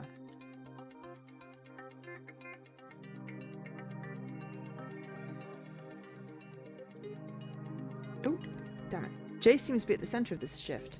His usual jovial putting me down, creating that relaxed atmosphere using his gift, is completely absent. He seems focused, determined in a way I rarely see from him. What's up, Jace? What's with the serious face? I'll explain soon. We should wait until everyone's here. Oh yeah, Zeke's new friend was going to come. Where is she? I don't know. She said she would be here at 7. We wait for a while longer, but at this point she's already quite late. I look over to the clock. It's now 7:21. So where is this Maya? Do we really have to wait around for her all night? Yeah. Did you get her number? You should call and check where she is. No, I didn't want to give her the wrong idea. The wrong idea? And giving her your address and inviting her over at night wouldn't do that. Damn it, of course it sounds stupid when she puts it like that. She's already quite late. I don't think we should wait any longer.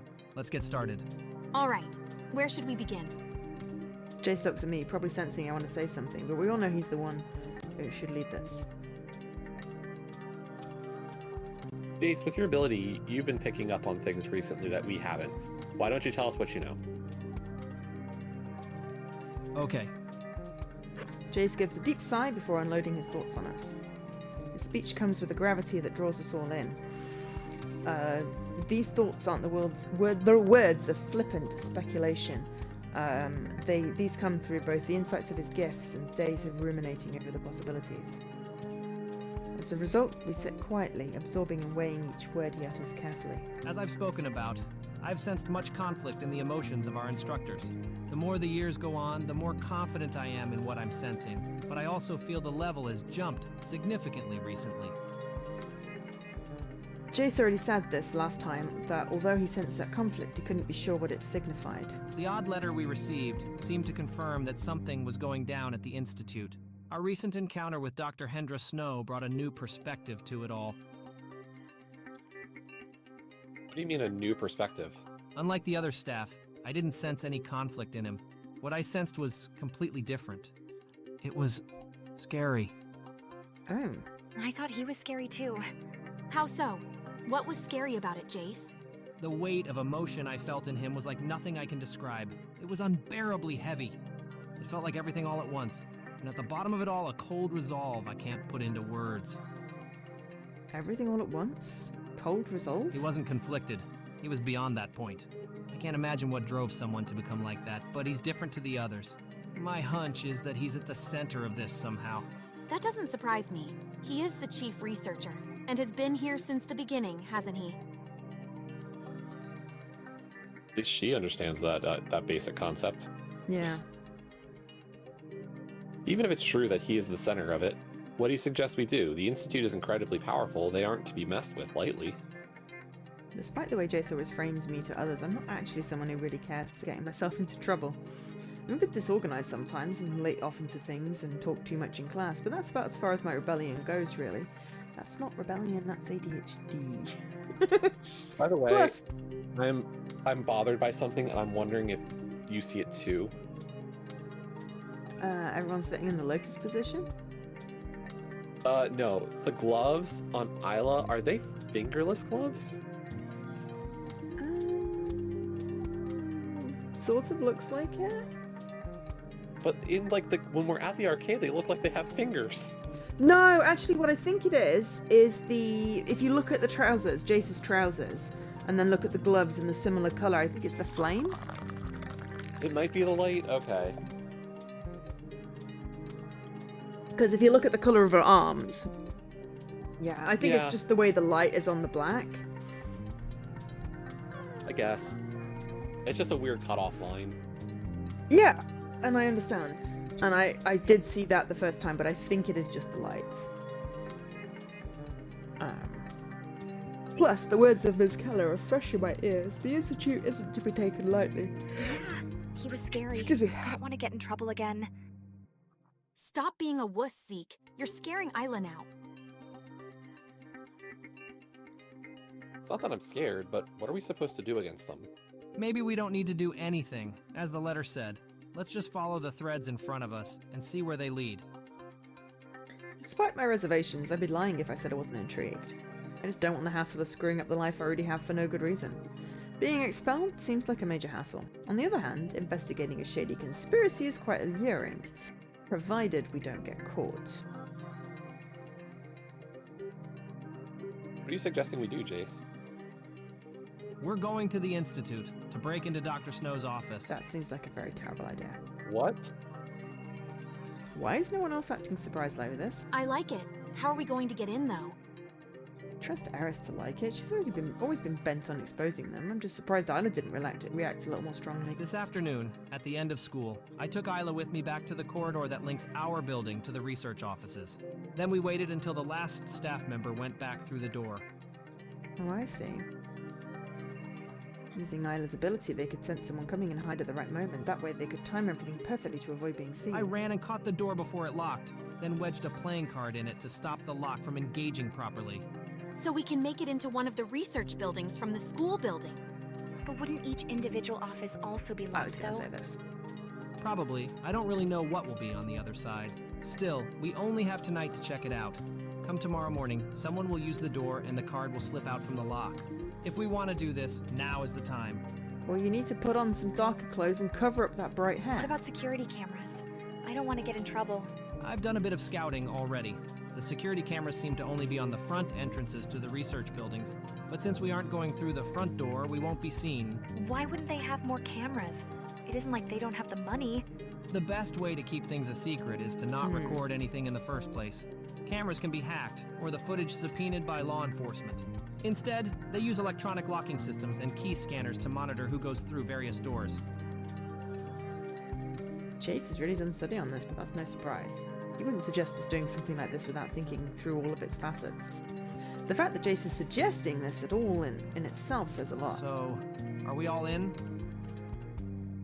Short silence follows Jace's question as he slowly scans us with an intense stare. Don't actually have a choice here. If you're game, Jace, then so am I.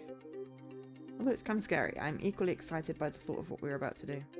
Don't know if that's just childish or a rational response, but I'm definitely not going to back out of something Jace is game for. He'd never let me live it down, and that's a terrible reason to do something! You never needed to convince me. Let's go! Peer pressure. And you, Isla? I'll go, but only on one condition. Which is? You have to promise to listen to me if I sense someone coming. Fair enough point, Isla. When we go, stay at the back, and if you sense someone coming, warn us. We'll follow your lead. Okay, that's good. In that case, I'll come then. With Isla's ability on our side, it lowers our risk of getting caught. I'm sure Jace also factored this into his plan. Guess there's no point in hanging around here then. Maya clearly isn't coming. All right, everyone, let's head out. I feel like this is a good place to stop. Yeah, we're right on the street. Yeah. I mean, flowchart-wise, puzzle piece has just appeared by the end of Monday. And then Tuesday, Wednesday, Thursday, Friday, Saturday. And there's like, possibly like 2 more streams out of this if we continue, which, I don't know, I'm kind of enjoying this. Yeah, even if it's not giving us anything very fast. But, yeah. So, okay. Saved. Main menu. No achievements today. Confirm. No achievements today. Oh no! My pretty gamer score has not been affected. Yeah, we did not reach the end of chapter 2, and then all the rest seems like end loaded. But yeah, I guess we just continue and see where it goes. Though the next co-stream we do is Monday, and we will be taking a break from this and dating Too Many Santas. Yep. More Penguin Pop. Yeah, Penguin Pop. We love Penguin Pop. Excuse me. And then we'll pick this up in the new year. Yep. So yeah, that was Synesthesia. Thanks to ID Xbox for the code for this one, and to Jesse for being my partner in crime. Thank you everyone for being here, and Leaky for the resub, and congratulations on streaks and dailies and all that. If I missed anyone, I'm sorry, but we've been very focused on the story. Yeah, so I'll be back tomorrow. There was not a consensus in the polls, so I'm going to do puzzle games with cats in as a change of pace. Also because you're going to do Hidden Cats came out. Hidden Cats in Istanbul. Yeah, and some other games. I've got a bunch lined up, so we'll do that. And then yeah, Monday co-stream. Tuesday, gonna do the Baroque Natal Christmas visual novel. Then we've got a break for Christmas. So yeah, there's like 4 streams in a row, with today being number 1 of those 4. Jesse, when are you back streaming? I'm back in about an hour and a half. Okay. Jesse's back after food. Are you racing? Yes, you're racing. Yes. I did. Yeah, Discord will tell me as I did the notification thing. Yes, you are racing. I answered my own question, but yes. I'll post in the Discord. Looks like there is a restream with comms for today, so if you want to see that, it'll be over on Speed Gaming. So I will have both streams. I will not be talking through mic on this end until the race is over. So if you want to listen to people talk, it would be over there. Yeah, awesome, sweet. Well, in which case, I've been Joe, otherwise known as Angel SK, joined by Jesse, previously known as Radical Sniper, and goodbye. Bye, everybody. Thanks for watching. Bye.